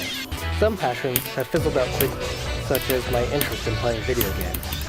Others have stood the test of time, like my love for making these videos. For most of my life, I had been fascinated by space. In fact, some might argue that it was a large part of my personality, but it wasn't something that stuck around.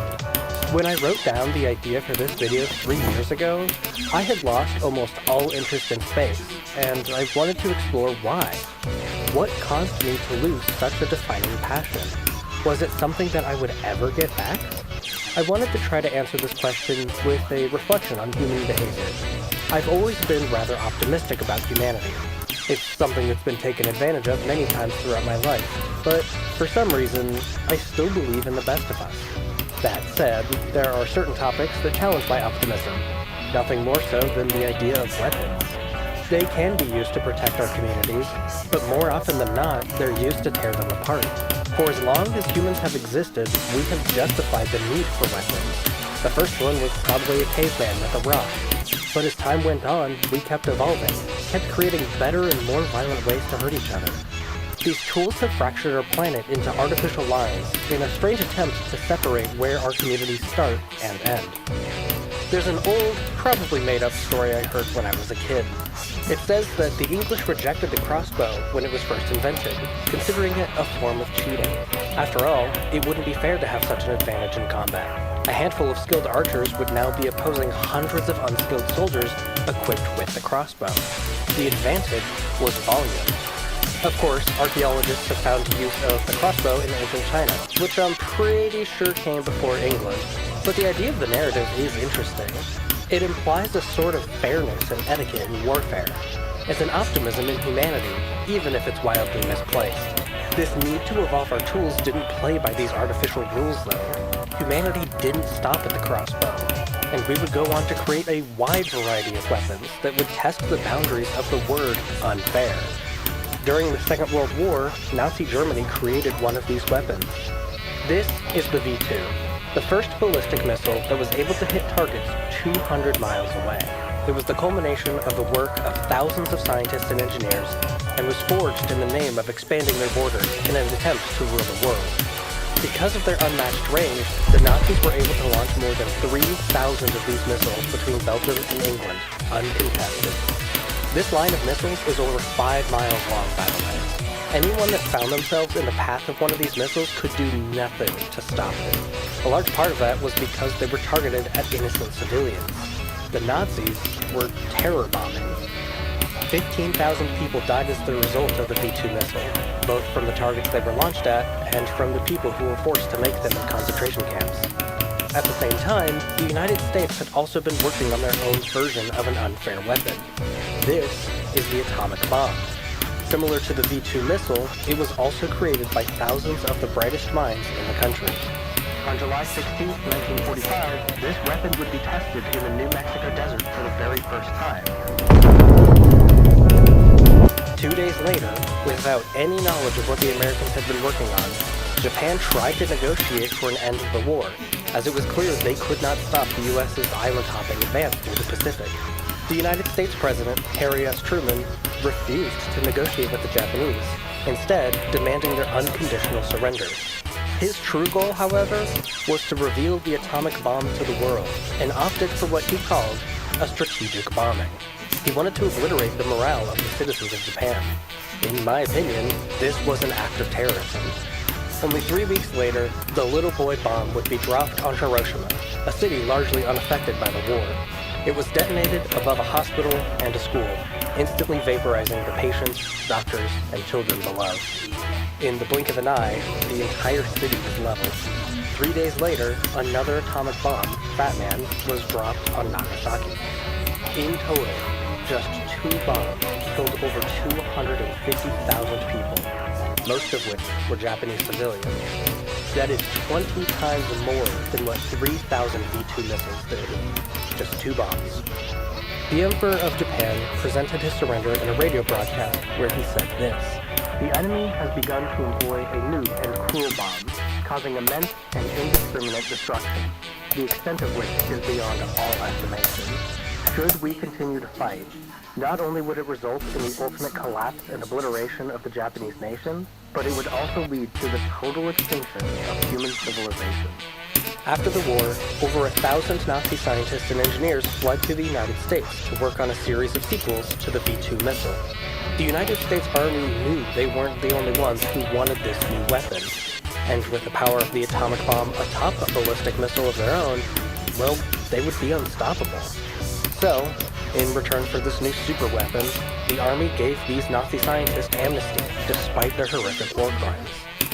The Soviet Union would quickly showcase their intense interest in making one of their own ballistic missiles. They would showcase their capabilities by putting the first man-made object into orbit around the planet. For the first time ever, when you looked up at the night sky, something else looked back. It was called Sputnik, a satellite that only emitted a radio signal, but it represented something much more disturbing. It was the first demonstration that mankind could weaponize the vastness of space, unlocking a new depth of despair for the world.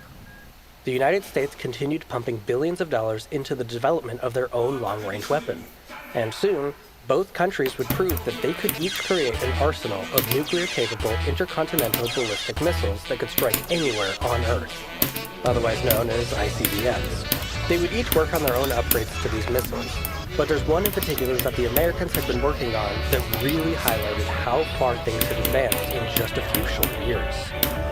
This is the Titan II. It's a 2-staged missile that was meant to be the most advanced ICBM of the time and was made with extraordinary destructive capabilities.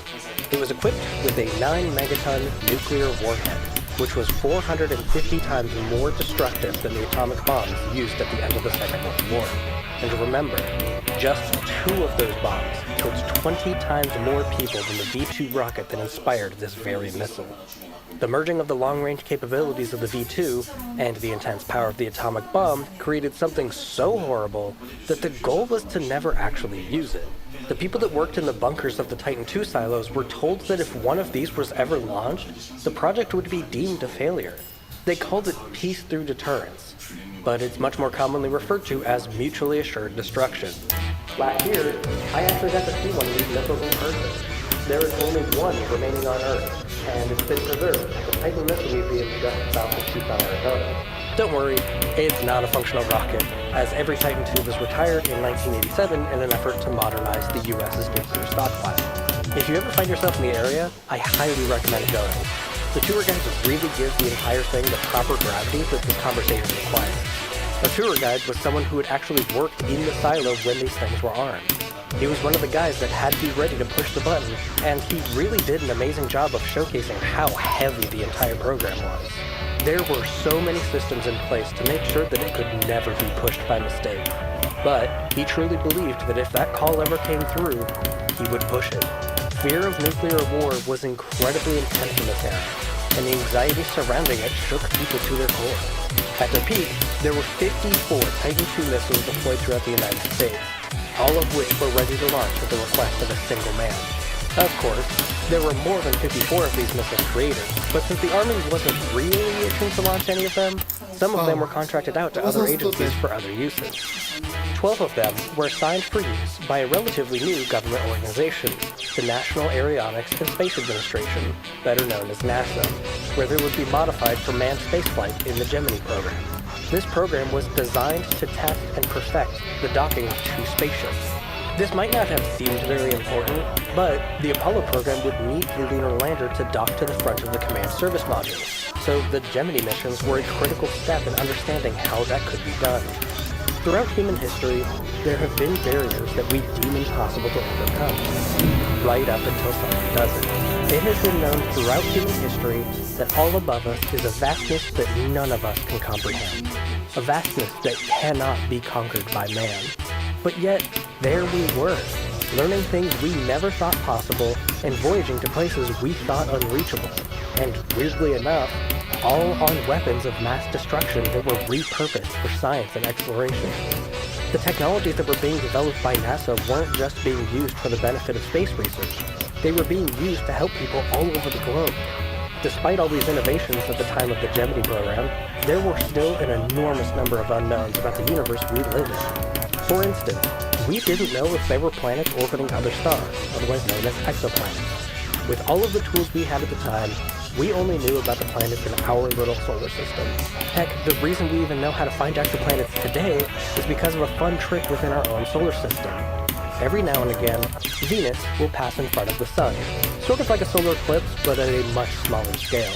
This event is called the transit of Venus, and it allows you to do some pretty interesting math. If you and a few of your science friends around the Earth record the positions as it crosses paths with the Sun, you can use the parallax of those measurements to calculate the distance from the Earth to the Sun, which has helped us map out the scale of the solar system.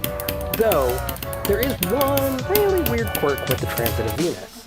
It will happen twice within an 8-year window, and then it won't happen again for over 100 years. The very first recording of this transit was on its second pair in 1639, almost 400 years ago.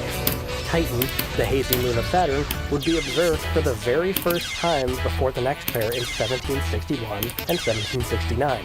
Each of these were first used to do those parallax calculations. In 1874, the first photos were taken of the event, and once again in 1882. Then, time marched on to the next transit, and boy howdy was it a busy window of time. We would see world-changing inventions like the car, airplane, radio, television. There would be times of great economic prosperity, and there would also be multiple great economic collapses.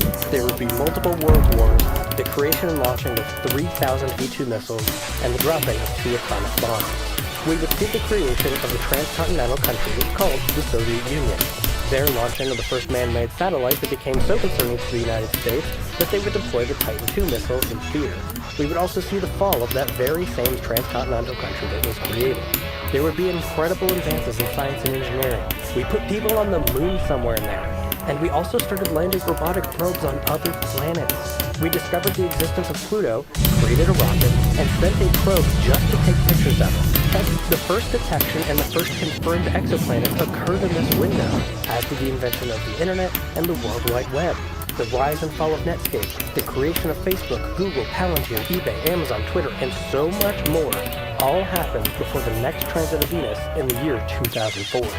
And what's incredible is that this transit wouldn't even be the one that helped us with getting better at finding exoplanets. That one wouldn't occur until the second transit in 2012. I was in high school during the 2012 transit of Venus, and I was lucky enough to be in an astronomy class at the same time. Our teacher encouraged us to go to the local observatory and have a look ourselves, and so I went. There, through a telescope pointed at the sun with some fancy filters on it, I saw a black dot on a flaming ball that hangs above our heads every day.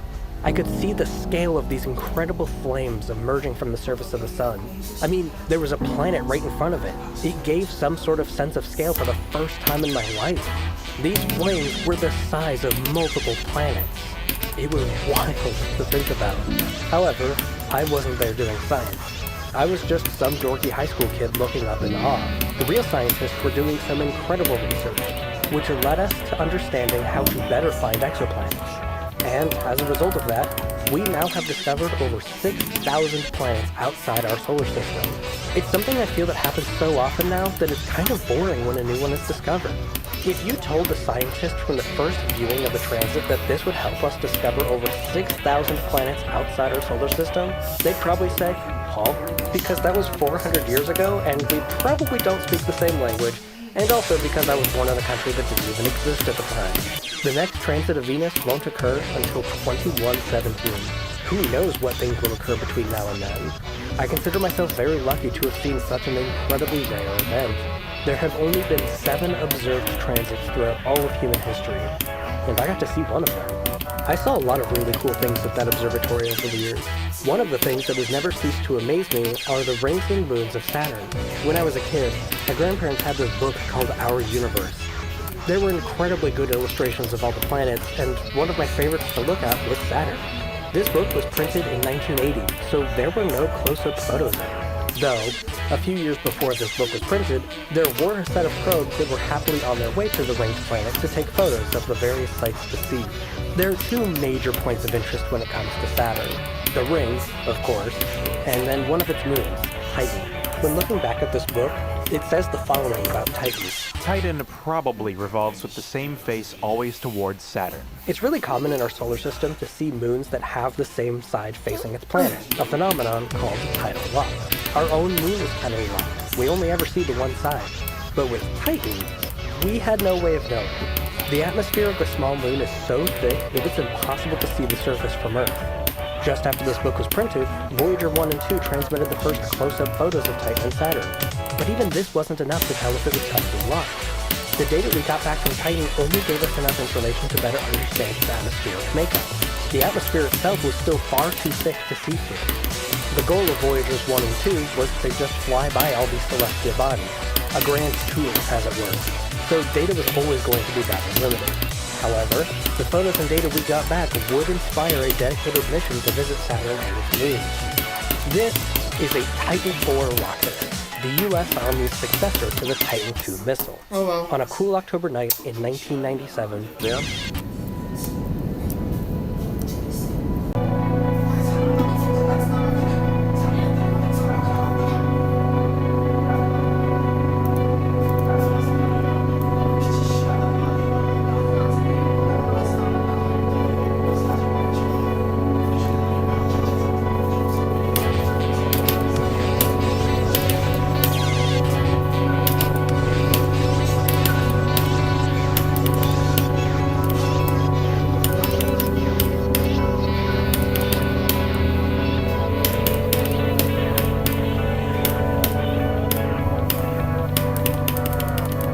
after a couple gravity assists from old pal Venus, the Cassini-Huygens spacecraft arrived at Saturn in 2004. It was the culmination of thousands of scientists and engineers who all wanted to show the world how beautiful the solar system truly is. For the first time ever, we got to see in incredible detail the rings that gave Saturn its alluring look in the sky. The thin bands showcased an incredible precision and balance of the tiny objects that made them up and the gravity of the gas giant. When Cassini looked back at Earth, we would appear as a tiny blue dot. There were no artificial lines to identify, just a little glowing circle that hosted everyone and everything humanity has ever known. Cassini was also equipped with special cameras that could see through the thick atmosphere of Titan, which meant that we could actually see the surface for the first time. It turns out, Titan is also tidally locked. Cassini also served another purpose, to communicate with its lander companion. The Huygens probe was made to land on Titan, giving us a whole new view of the alluring moon. I have links in the description of all the actual images and even video of the descent of this probe to the surface. You should definitely check it out. It's incredible to me that we, as humans, have landed probes all the way out there. Back up in space, Cassini would go on to showcase how beautiful Saturn is. And in my opinion, it's by far the most beautiful mission NASA has ever done. In 2019, I went on a tour of the Jet Propulsion Laboratory in Pasadena, California, where they have a half-sized model of the Cassini probe, as well as a variety of other model probes they've sent around the solar system. That wasn't the highlight of the tour, though. While we were there, the Perseverance rover was sitting there, waiting to be put into a rocket that would send it to Mars. And even though I was staring at the coolest thing I have ever seen in my life, something I would have dreamed of seeing when I was a kid, I was empty. A few years before, I had been diagnosed with schizoaffective disorder. Throughout those years, I had been on and off many medications, interacted with dozens of doctors, and after a long enough period of feeling crazy most of the time, I had just lost hope that I would ever feel normal again. This feeling really hit its peak while I was standing there, looking at a robot that was about to go to a whole other planet. It was the first time in my life where I had lost hope and given into despair. I was completely numb to all the things I loved. After returning home, I checked myself into the hospital for inpatient care. It was my 4th hospitalization, so I kind of knew the ropes at this point. The staff there were honestly incredibly helpful, and they helped give me some hope again. But the passion for space things had seemingly diminished. Part of that was just due to the focus on self-care, but part of it was also that things had seemingly changed with the industry of spaceflight. The corporations had stepped in. When I would see rocket launches, I wouldn't see the NASA logo, an icon that has shown the world the beauty and excitement of what the universe had to offer, as well as what we could do to help our own planet. Instead, I would see a logo for a cold corporate brand. And then when that brand had enough good press, another one would pop up. Each of these corporations had been tied to countless workplace abuses, sketchy shortcuts, and an infinite wallet to bribe our elected officials in order to bypass regulations put in place to protect all of us. It really felt like space had truly lost its spark for me. The passion was gone, as extraordinarily rich con men had come to plaster their names across the sky, replacing the organizations that had represented a hope for all humanity. All I could see was the rich lifting up the rich, while the rest of us were left behind in a careless abuse of humanity and the Earth itself. But right on the horizon sat a big, stupid rocket with the NASA logo on it. It was made for a mission that brought together people from multiple countries, showing that our lines don't have to divide us. It's a rocket that was about to go back to the moon for the first time in a very long time. Aboard this spectacular spacecraft were astronauts. I'm not talking about some rich jerks who claim they're astronauts. I'm talking real, hard-working, kind, intelligent, and best of all, inspiring astronauts. The kinds of people that I look up to. To me, optimism isn't about blindly ignoring the bad things. It's about learning from the bad things and trying to make something better moving forward. It's hope. The current state of our world is full of terrible things, and it's really easy to give into despair. It paralyzes people, which gives power to the people doing terrible things. You can't stop them if you believe you can't. But I believe in the best of us. That's what I love about this mission. It shows us that despair is the choice we put on ourselves, just like the artificial lines that cover our planet. We can choose the path of despair and send rockets into hospitals, or we can choose the path of hope and send rockets to explore the stars to better all of humanity. As I'm writing this script, the crew of Artemis II has just splashed down from the flyby of the moon. It's a mission that had a lot of firsts, but what's most important to me is that they gave me hope again. They did something I really thought was impossible. They reignited my passion and love for space. I hope this video proved that they did.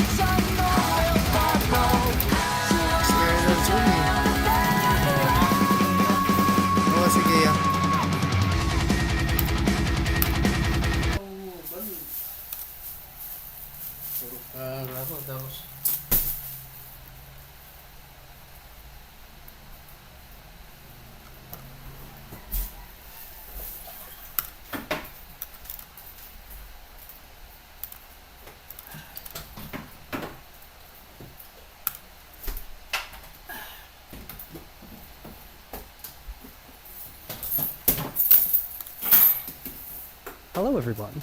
Today we're going to be looking at Steam's privacy policy. As is tradition, I want to set some expectations before we get started.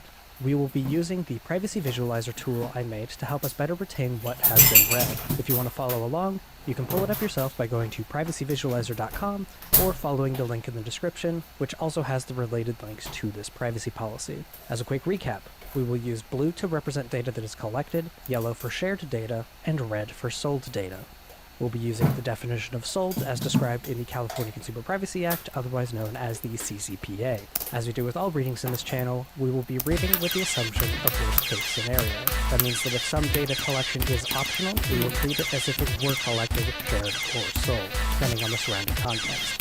We're reading this from the perspective of someone who clicks yes on whatever pop-ups might come up. One exception will be for business-to-business things. Most businesses come with their own contracts and policies, so it's not really relevant to the average person. Most people are all about representing businesses, so we will ignore any sections related to that if they come up. As a reminder, the purpose of the Privacy Visualizer is to help us retain what we've read. It is not meant to summarize what we've read to others. You'll see as we read along that it oversimplifies things too much, and it doesn't give a full picture like the rest of this video would in its entirety. Please avoid using the Privacy Visualizer tool as a tool to summarize privacy policies. It is a tool to help you read privacy policies. If you want to learn more about that, check out the video on the main channel in the description. Without further ado, let's jump into it. So Steam, their website is store.steampowered.com, and we're going to scroll down to the very bottom, and we're going to click this privacy button here. And again, this text is really small for me as an ancient person with glasses, so I'm going to be using Firefox's Reader view. I believe most browsers have an option like this. So this is the Steam Privacy Policy Agreement. Valve respects the privacy of its online visitors and customers of its products and services and complies with applicable laws for the protection of your privacy, including, without limitation, the California Consumer Privacy Act, otherwise known as CCPA, the European Union General Protection Regulation, GDPR, and the UK GDPR. Valve and its subsidiary TR Technical Incorporated comply with the EU-US Data Privacy Framework EU-US DPF and the UK extension to the EU-US DPF and the Swiss-US Data Privacy Framework Swiss-US DPF as set forth by the US Department of Commerce. Valve has certified to the US Department of Commerce that it adheres to the EU-US Data Privacy Framework Principles, EU-US DPF principles, with regard to the processing of personal data received from the European Union in reliance on the EU-US DPF and from the United Kingdom and Gibraltar in reliance on the UK extension to the EU-US DPF. Valve is certified to the US Department of Commerce that it adheres to the Swiss-US Data Privacy Framework Principles, Swiss-US DPS principles, with regard to the processing of personal data received from Switzerland in reliance on the Swiss-US DPF. If there is any conflict between these terms in this privacy policy and the EU-US DPF principles and/or the Swiss-US DPF principles, the principles shall govern. To learn more about the Data Privacy Framework Program and view our certification, please visit, and then you have the link there. So, number 1, definitions. Wherever we talk about personal data, otherwise known as personal data below, we mean that any information that can either identify you as an individual, otherwise known as personally identifying information, or PII as some people call it, or that it can be connected to you indirectly by linking it to personally identifying information. Valve also processes anonymous data, aggregated or not, to analyze and produce statistics related to the habits, usage patterns, and demographics of customers as a group or individuals. Such anonymous data does not allow the identification of customers to which it relates. Valve may share anonymous data, aggregated or not, with third parties. Since we're in the definition section, we're going to keep reading before we start marking things off, but I can tell right off the bat we've got usage data, we have some identifiers, but we're going to get into more specifics in a bit. Other capitalized terms in this privacy policy shall have the meaning defined in the Steam subscriber agreement, as I say. Why Valve collects and processes data? Valve collects and processes personal data for the following reasons. A. Where it is necessary for the performance of our agreement with you to provide a full-featured gaming service and deliver the associated content and services. B. Where it is necessary for compliance with legal obligations that we are subject to, for example, our obligations to keep certain information under tax laws. C. Where it is necessary for the purposes of legitimate and legal interests of Valve for third parties, for example, the interests of our other customers, except where such interests are overridden by your prevailing legitimate interests and rights, or D. Where you have given consent to it. These reasons for collecting and processing personal data determine and limit what personal data we collect and how we use it, Section 3 below, and how long we store it, Section 4 below, who has access to it, Section 5, and what rights and other control mechanisms are available to you as a user, Section 6. Section 3. The types and sources of data we collect. 3.1. Basic account data. Alright, here's where we're going to start filling some stuff out. When setting up an account, Valve will collect the email address and country of residence. Okay, so I'm going to count that as contact info, and country of residence. I'm gonna use location, but it is like a very broad location. This is why I don't like summarizing it. The country that's a huge place. You are also required to choose a username and password. The provision of this information is necessary to register a Steam user account. That makes sense. We're going to call that an identifier as a username.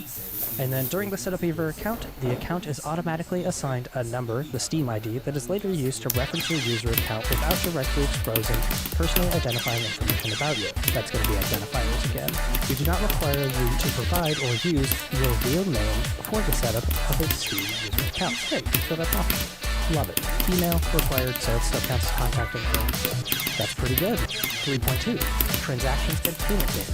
In order to make a transaction on Steam, for example, to purchase subscriptions for content and services, or to fund your Steam wallet, you may need to provide payment data to Valve to enable the transaction.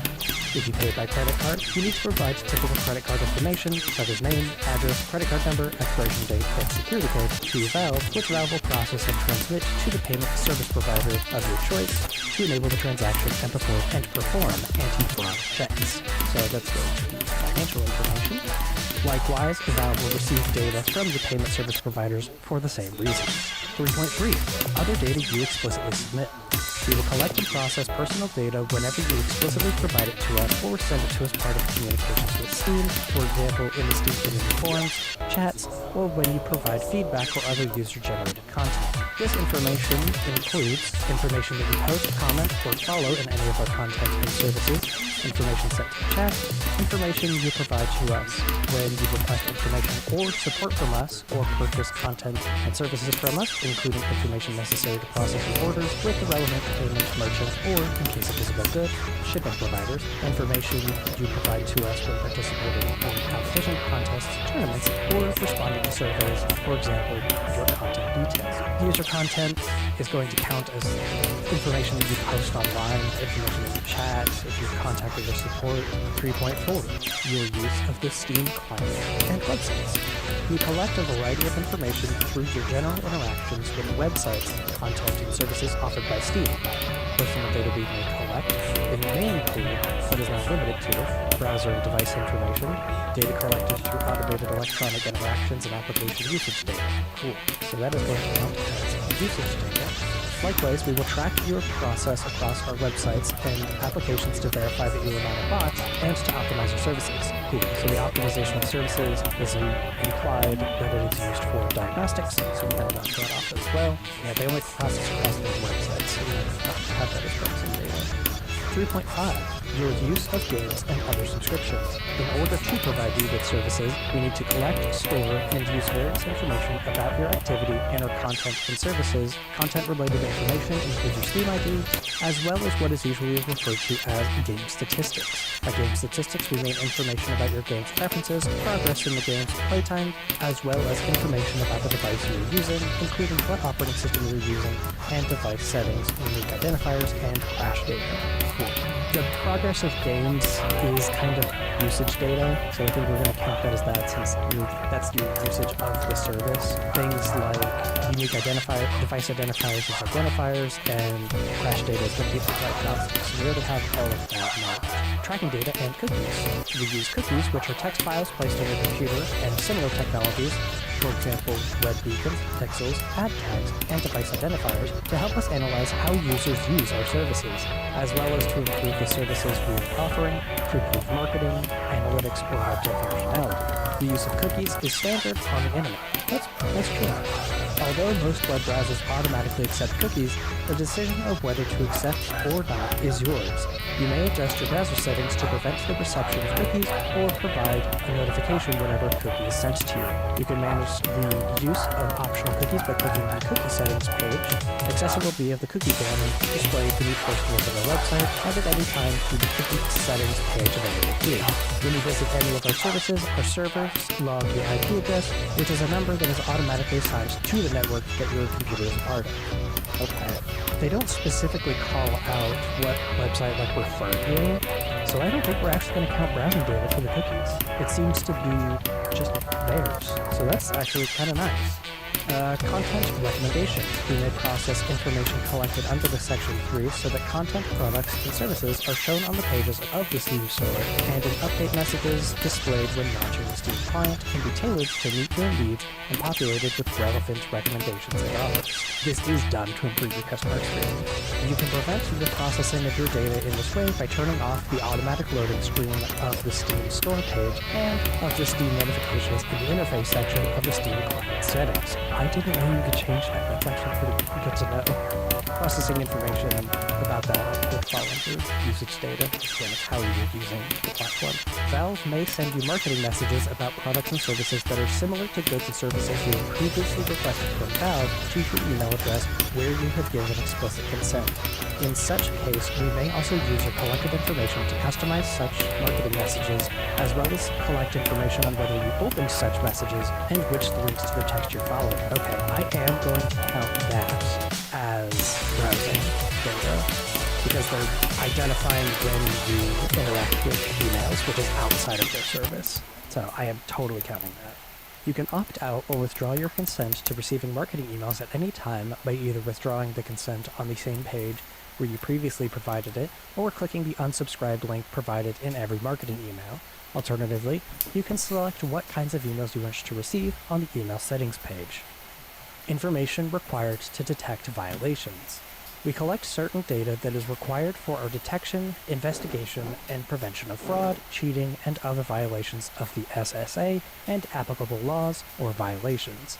This data is used only for the purposes of detection, investigation, prevention, and where applicable, acting on such violations, and stored only for the purpose of the minimum amount of time needed for this purpose. If the data indicates that a violation has occurred, we will further store the data for the establishment, exercise, or defense of legal claims during the applicable statute of limitations, or until a legal case related to it has been resolved. Please note that the specific data stored for this purpose may not be disclosed to you if the disclosure will compromise the mechanism through which we detect, investigate, and prevent such violations. Okay, how long we store data? Ooh, I like this. We will only store your information as long as necessary to fulfill the purposes for which the information is collected and processed, or where the applicable law provides for longer storage and retention period, or the storage and retention period required by the law.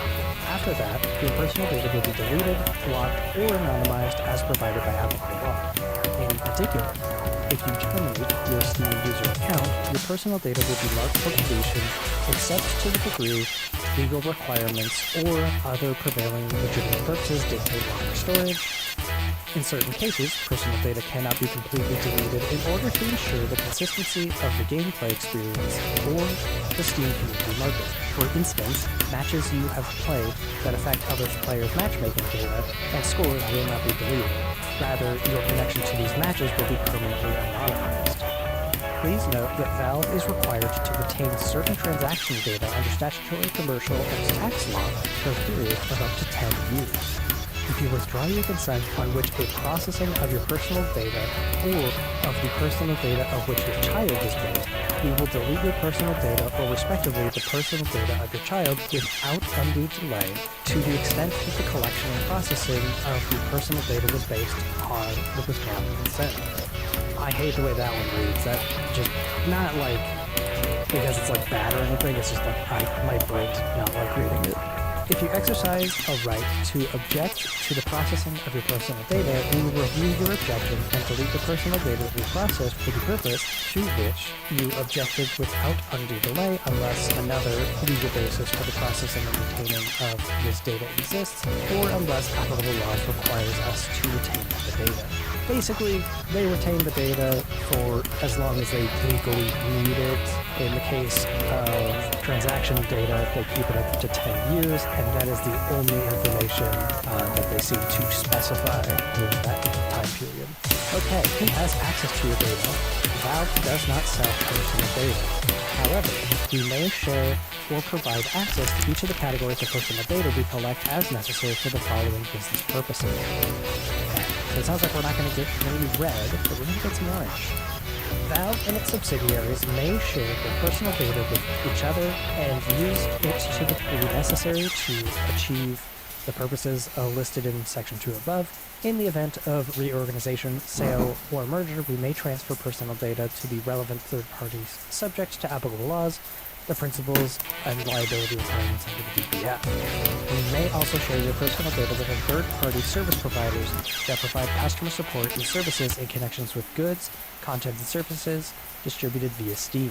Your personal data will be used in accordance with this privacy policy and only as far as is necessary for providing customer support services. Valve complies with the principles for all onward transfers of personal data from the EU, Switzerland, and the UK, including the provisions governing onward transfer liability. Let's see here. So technically, they don't specify what. So, because they just had personal data, we're just going to mark off everything because that was the definition that they gave us from above. In accordance with the Internet standards, we may also share certain information, including your IP address and the identification of Steam content you wish to access, with our third-party network providers that provide content delivery networks, services, and game server services in connection with Steam. Our content delivery network providers enable the delivery of digital content you have requested, for example, when using Steam, by using a system of distributed servers that deliver the content to you based on your geographic location. Okay, so then we already kind of got all that jotted down there based on our last one. We make certain data related to your Steam user account available to other players and our partners through the Steamworks API. This information can be accessed by anyone by querying your Steam ID. At a minimum, the public persona of your name you have chosen to represent you on Steam and your avatar picture are accessible this way, as well as whether you have received a ban for cheating in a multiplayer game. The accessibility of any additional information about you can be controlled through your Steam Community User Profile page. Data publicly available on your profile page can be accessed automatically through the Steamworks API. In addition to the publicly available information, game developers and publishers have access to certain information from the Steamworks API directly relating to the users of the game they operate. This information includes, as a minimum, your ownership of the game in question. Depending on what Steamworks services are implemented in the game, it may also include leaderboard information, your progress in the game, achievements you have completed, your multiplayer game matchmaking information, in-game items, and other information needed to operate the game and provide support for it. Okay, that's pretty different. I'm gonna count that as other data because it's so specifically related to the development of games and that information being provided to those developers. That doesn't, I know that's like kind of usage data, but it's like a hyper-specific kind, so that's interesting. For more information on what Steamworks services a specific game has implemented, please review its store page. While we do not knowingly share personally identifying information about you through the Steamworks API, such as your real name or your email address, any information you share about yourself on your public Steam profile can be accessed through the Steamworks API, including information that may make you identifiable. The Steam community includes message boards, forums, and/or chat areas where users can exchange ideas and communicate with each other. When posting a message to a board, forum, or chat area, please be aware that the information is being made publicly available online, therefore you are doing so at your own risk. If your personal data is posted on one of our community forums against your will, please use the reporting function in the Steam help site to help request its removal. Ooh, that's pretty fun. Valve may allow you to link your Steam user account to an account offered by a third party. If you consent to link the accounts, Valve may collect and combine information you allowed Valve to receive from a third party with information of your Steam user account to the degree allowed by your consent at the time. If the linking of the accounts requires the transmission of information about your person from Valve to a third party, you will be informed about it before the linking takes place, and you will be given the opportunity to consent to the linking and the transmission of your information. The third party's use of your information will be subject to the third party's privacy policy, which we encourage you to review. I agree. Valve may release personal data to comply with court orders, such as laws, regulations that require us to disclose such information. Classic. Your rights and control mechanisms. The data protection laws of the European Economic Area, United Kingdom, Switzerland, California, I love that, and other territories grant their residents certain rights in relation to their personal data. While other jurisdictions may provide fewer statutory rights, we make the tools designed to exercise such rights available to our customers worldwide. Hey, look at that. So they comply with all of the laws and give that to everybody. That's sick. Wait, I've never seen a privacy policy call it out. That's the coolest thing I've ever seen.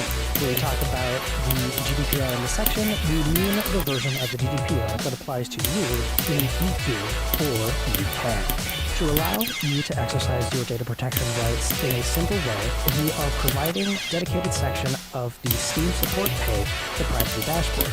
This gives you access to your personal data, allows you to rectify and delete where necessary, and object to its use where you feel necessary. To access it, log into the Steam support page and choose the menu items, My Account, data related to your Steam account. In most cases, you can access, manage, or delete personal data in the Privacy Dashboard, but you may also contact Valve with questions or requests via the contact process described in sections 8 and 10 below.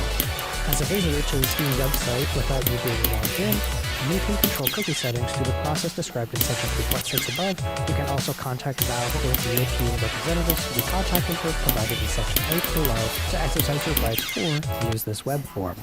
As a resident of the European Economic Area, UK, or Switzerland, you have the following rights in relation to your personal data. Rights of access.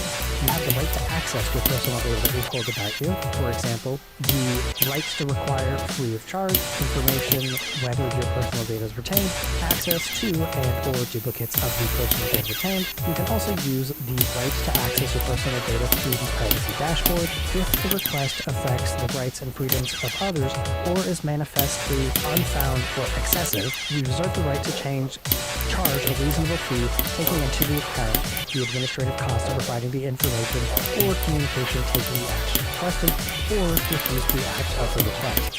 I had no idea companies would charge a fee for the I mean, it seems like it only happens in like really extreme situations, but that's interesting. I've never heard of that. Right to rectification. If you process your personal data, we shall endeavor to ensure by implementing suitable measures that your personal data is accurate and up to date for the purposes for which it was collected.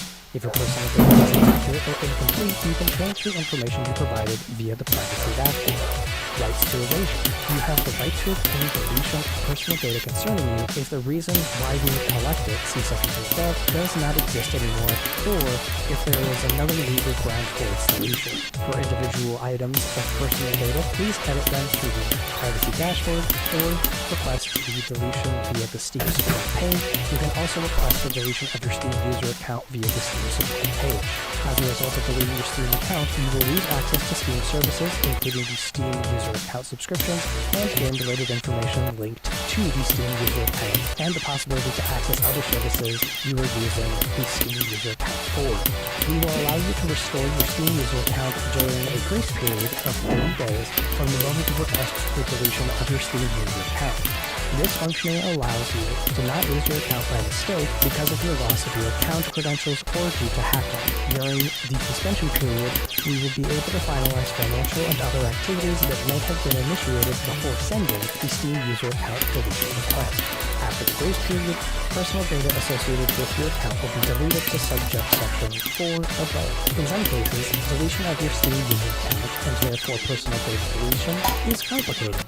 Namely, if your account has a business relationship with Valve, such as due to your work for a game developer, you will only be able to delete your Steam user account after you have been transferred this role to another user or have resolved the business relationship. In some cases, considering the complexity and number of the requests, the period of personal data erasure might be extended, but for no longer than 2 further months. That's interesting.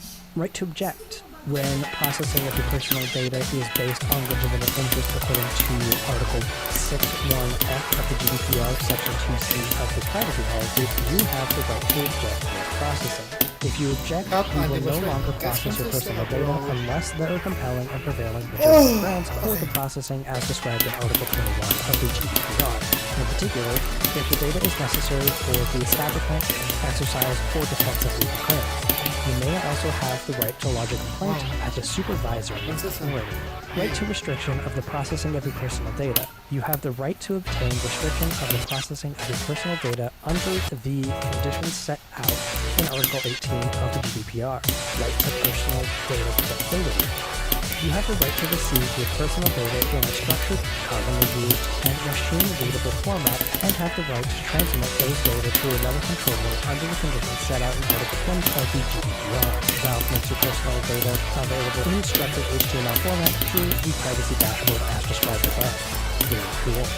If you've never done a personal data request from any of these companies that you've looked at in the past, I highly recommend you do it if you have an account with them. It can be a really, really great way to better understand what the data actually is in relation to what we've read, you know? Because sometimes just seeing things like identifiers doesn't really feel like it means anything, but when you actually see a list of identifiers that are related to you, then you can kind of get a better idea of how that is specifically related to this privacy policy.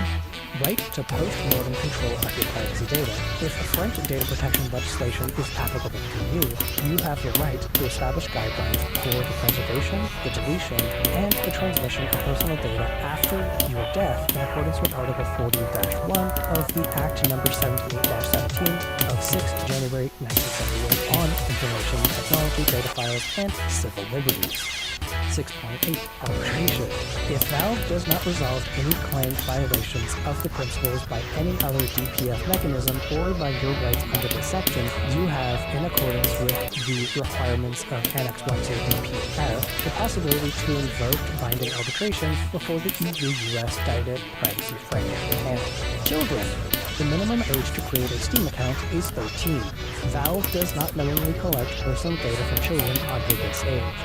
When certain countries apply a higher age of consent for the collection of personal data, Valve requires parental consent before a Steam user account can be created and personal data associated with it covered. Valve encourages parents to instruct their children to never give out personal information when online. I agree. Don't give out personal information.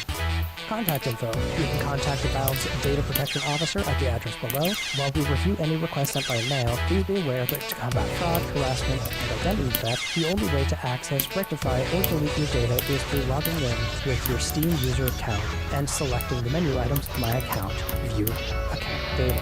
In compliance with EU-US DPF, the UK extension to EU-US DPF, the Swiss US DPF, Valve commits to resolve DPF principles related to complaints about our collection and use of your personal information. EU, UK, and Swiss individuals with inquiries or complaints regarding our handling of personal data received in reliance on the EU-US DPF, the UK extension to the EU-US DPF, and the Swiss US DPF should first contact Valve at, and then they got all of those addresses and contact information. I'm not going to read all of those because it's specific to whatever region you're in, and I don't want to read all those names. Additional information for users from the European Economic Area, UK, and Switzerland.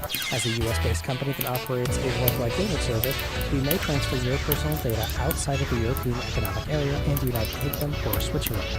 In such case, we take additional steps to ensure your personal data is protected by appropriate legal safeguards and that is treated securely in accordance with this privacy policy. In this respect, Valve has implemented appropriate contractual and organizational measures to ensure the confidentiality, security, and integrity of user data in connections with its collection, processing, and transfer. Measures we have taken include, among other things, minimization of data collection, in particular the possibility to set up and operate anonymous accounts, pseudonymization of data, industry standard encryption, provisioning of access to data on a need-to-know basis, the use of standard contractual clauses in their version enforced and approved by the European Commission and the UK ICO safeguard transfers, certification, and participation in the DPF set out in the DPF list available at, and then there's a link there that is not a hyperlink, which I find fascinating. In compliance with EU-US DPF, we're just going to call all of these DPF. I think from here on out, these are incredibly wordy, but I hate reading it over and over. In compliance with the various DPF, Valve commits free of charge to the affected individual to cooperate and comply respectively with the advice of the panel established by the EU Data Protection Authorities, DPAs, the UK Information Commissioner's Office, ICO, and the Gibraltar Regulatory Authority, GRA, the Swiss Federal Data Protection and Information Commissioner, FDPLC, with regard to unresolved complaints concerning our handling of personal data received in reliance on the various DPS. Links to the websites of each authority are available below. Very fun. The Federal Trade Commission has jurisdiction over Valve's compliance with the various DPS. Additional information for users from California. The CCPA grants California residents certain privacy rights regarding to the personal data we collect. We are committed to respecting these rights and complying with the CCPA. The following explains these rights and Valve's practices to respect them. Right to know. Under the CCPA, you have the right to request that we disclose what personal data we collect, use, disclose, and sell. Right to request deletion. You also have the right to request deletion of personal data that is in our possession, subject to certain exceptions. Please note that your request to delete data may impact your use of the Steam services in some cases, and we may decline to delete information for reasons set forth in this policy or as permitted by the CCPA. Other rights. The CCPA also gives California residents a right to opt out from the sale of their personal data. As described in Section 5, we do not sell personal data and have not done so in the past 12 months. You also have the right to receive notice of our practices at or before collection of your personal data. Finally, you have a right to not be discriminated against for exercising your rights under the CCPA. Exercising your rights, the primary meanings of accessing, managing, or deleting your personal data is through the privacy dashboard as described in Section 6 of this policy. Customers may also delete their Steam account and associated personal data as described in Section 6.3 of this policy. If you are unable to access or delete data through the privacy dashboard, you can also contact us with a request to exercise these rights using the form found at this link. To verify your identity, you will need to log in with your Steam user account to use the form. Finally, you can contact us with a request at questions@valvesoftware.com. However, before providing access to or deleting any personal data based on request via email, we will need to verify your identity utilizing the proof of ownership process described at this link.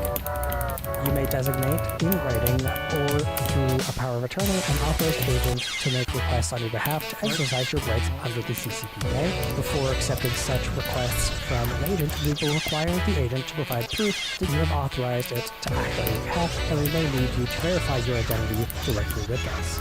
Categories, sources, purposes, and recipients of the data we collect.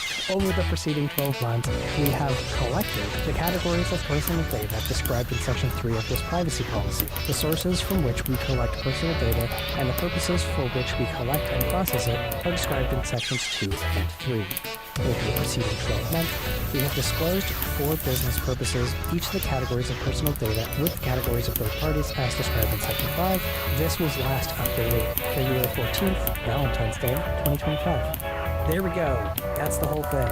Again, they don't sell user data. Don't use the privacy visualizer to summarize information. I'm also not going to be going backwards and reviewing why each thing was marked because I found that in the last video, people were just skipping to the end and just watching that part. And that's the opposite of the point of this. If you want to learn why the things that are marked the way that they are, watch the entire thing.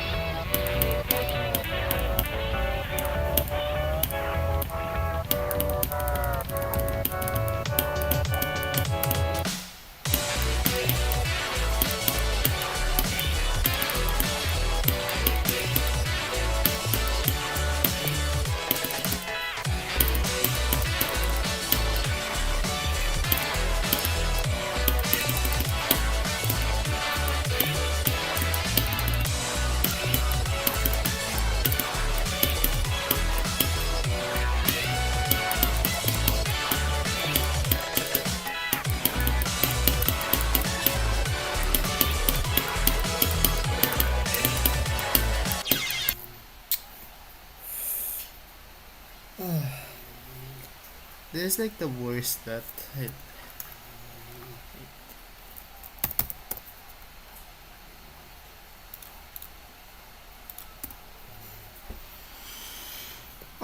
okay.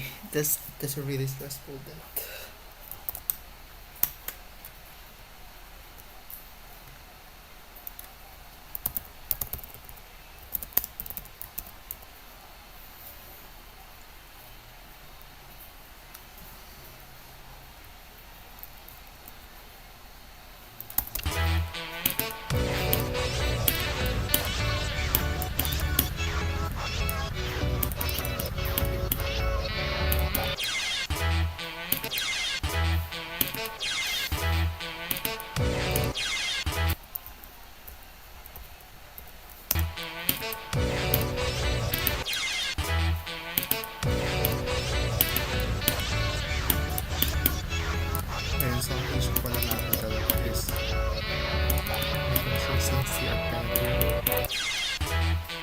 Hindi na ako dapat. Kasi I feel like I'm consistently uploading lines tomorrow.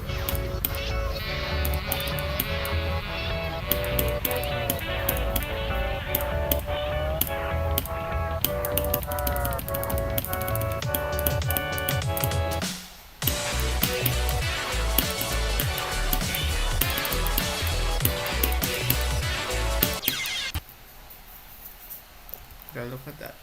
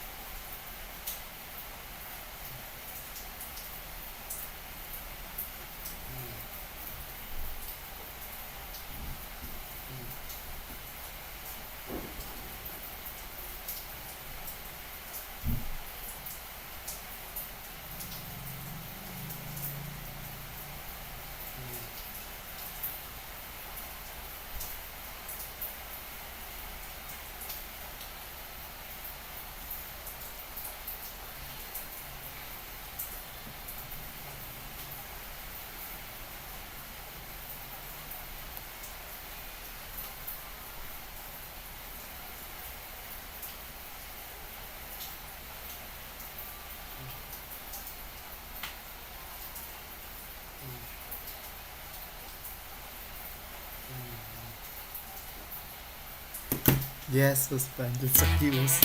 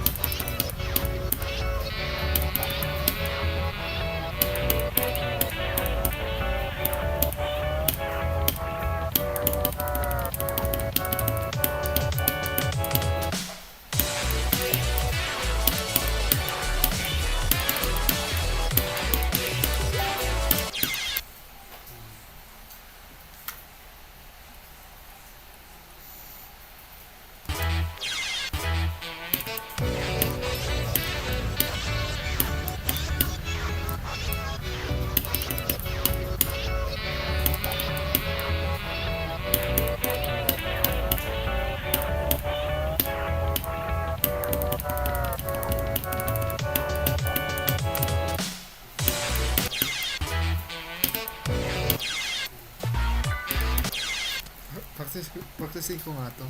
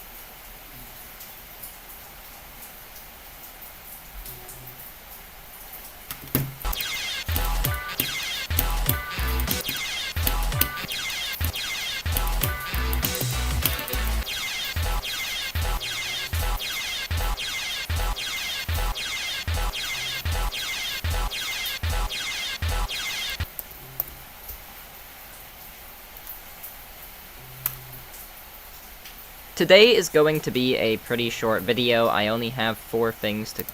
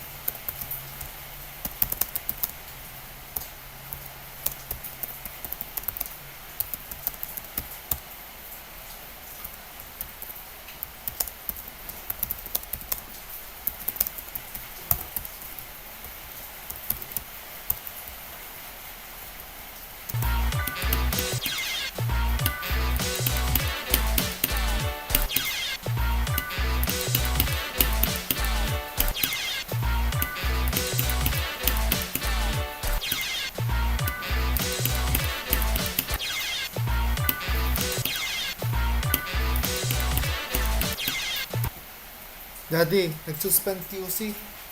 Ha? Nagsuspend ng klase QC bukas. Suspend na? Thank God.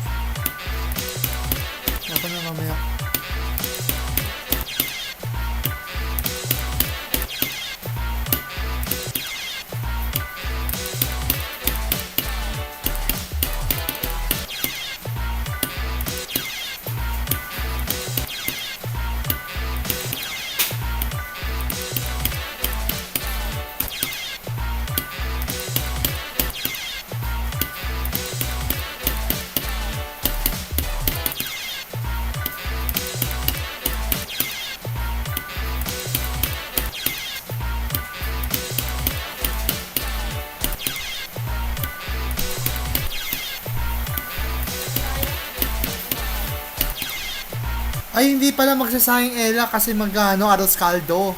Aros kaldo. Diba? Malagay yung manok. Wait lang. Bukas pa yun. Bukas pa. Okay. Kaya ko. Ay, himala nagsuspend QC. Ha?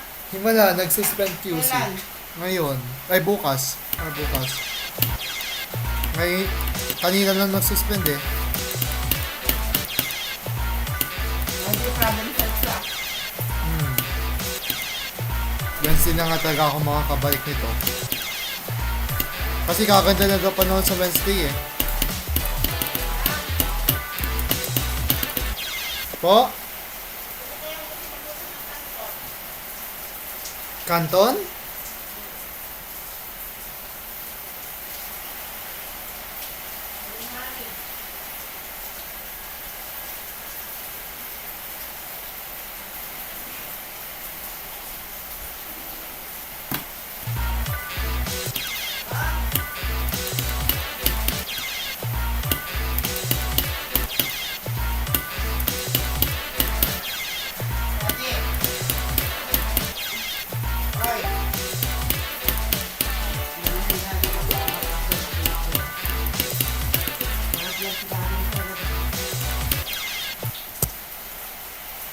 Ay, bukas ang ilaw. Naman yung early spread 29 na.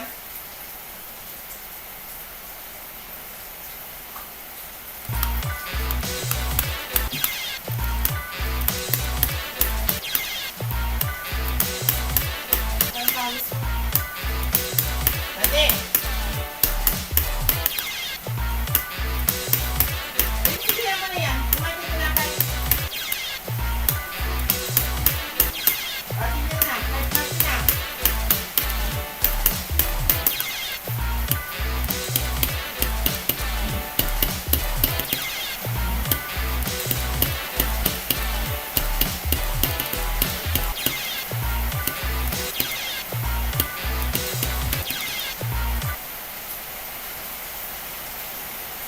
Bakit troubleshooting? Anong meron, kuya? Wi-Fi? Bakit ka naman ng Wi-Fi?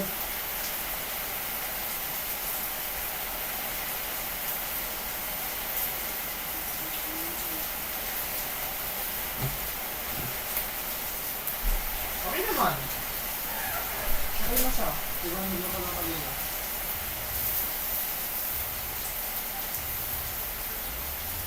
Ate! Ayaw na ng kano. Okay na siya.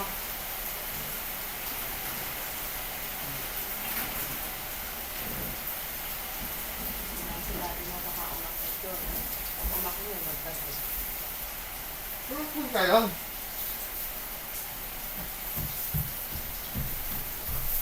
Hindi ka, manood tayo. Coco Melon. Dati,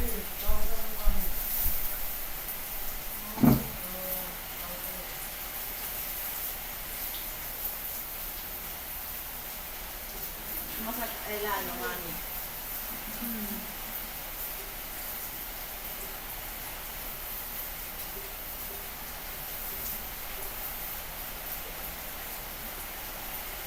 Ano ng YouTube?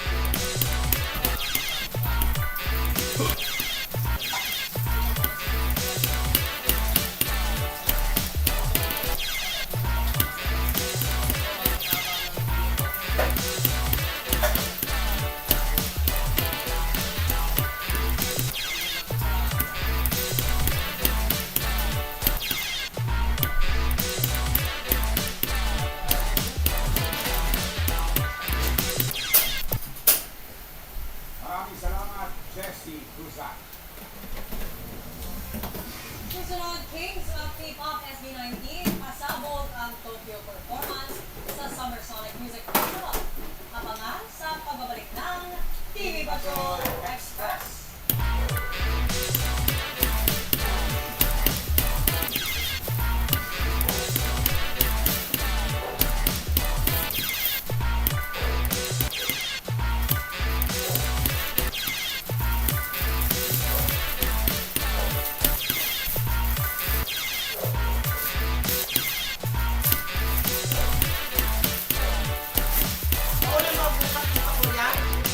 Opo, maulan din. May tayo makakapunta ng Imos, baka baha doon. Tingin mo. Oh, ba? Ay, hindi naman siguro. Bahayin ba doon? Hindi binabaha.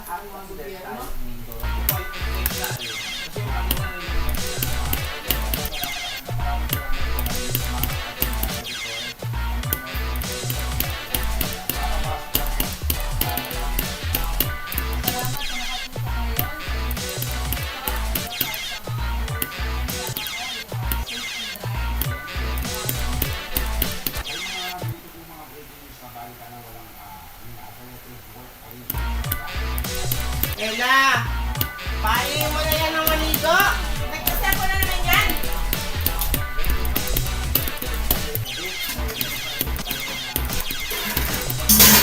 Wala talagang kaano-ano mo na maligo eh.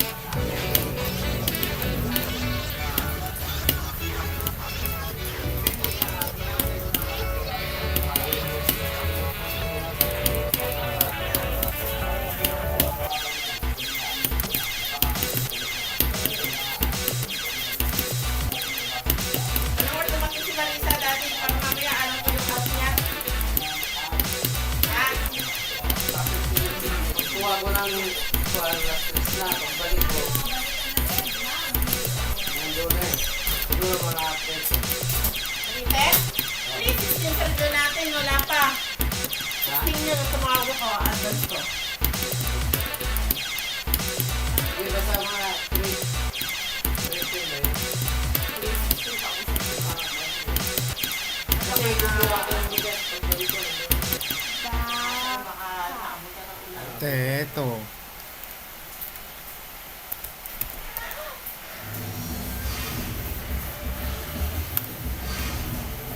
Mami, magpapakulo? Ayun na, nakahintay mo. Ano suot mo patingin? Si Papa.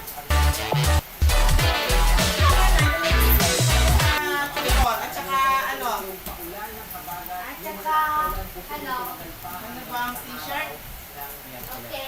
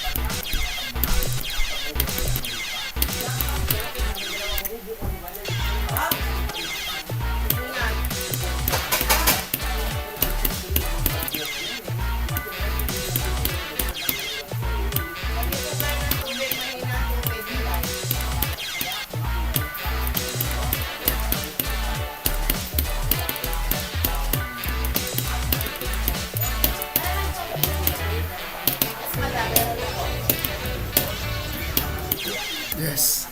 Okay, that's it for today. Yay.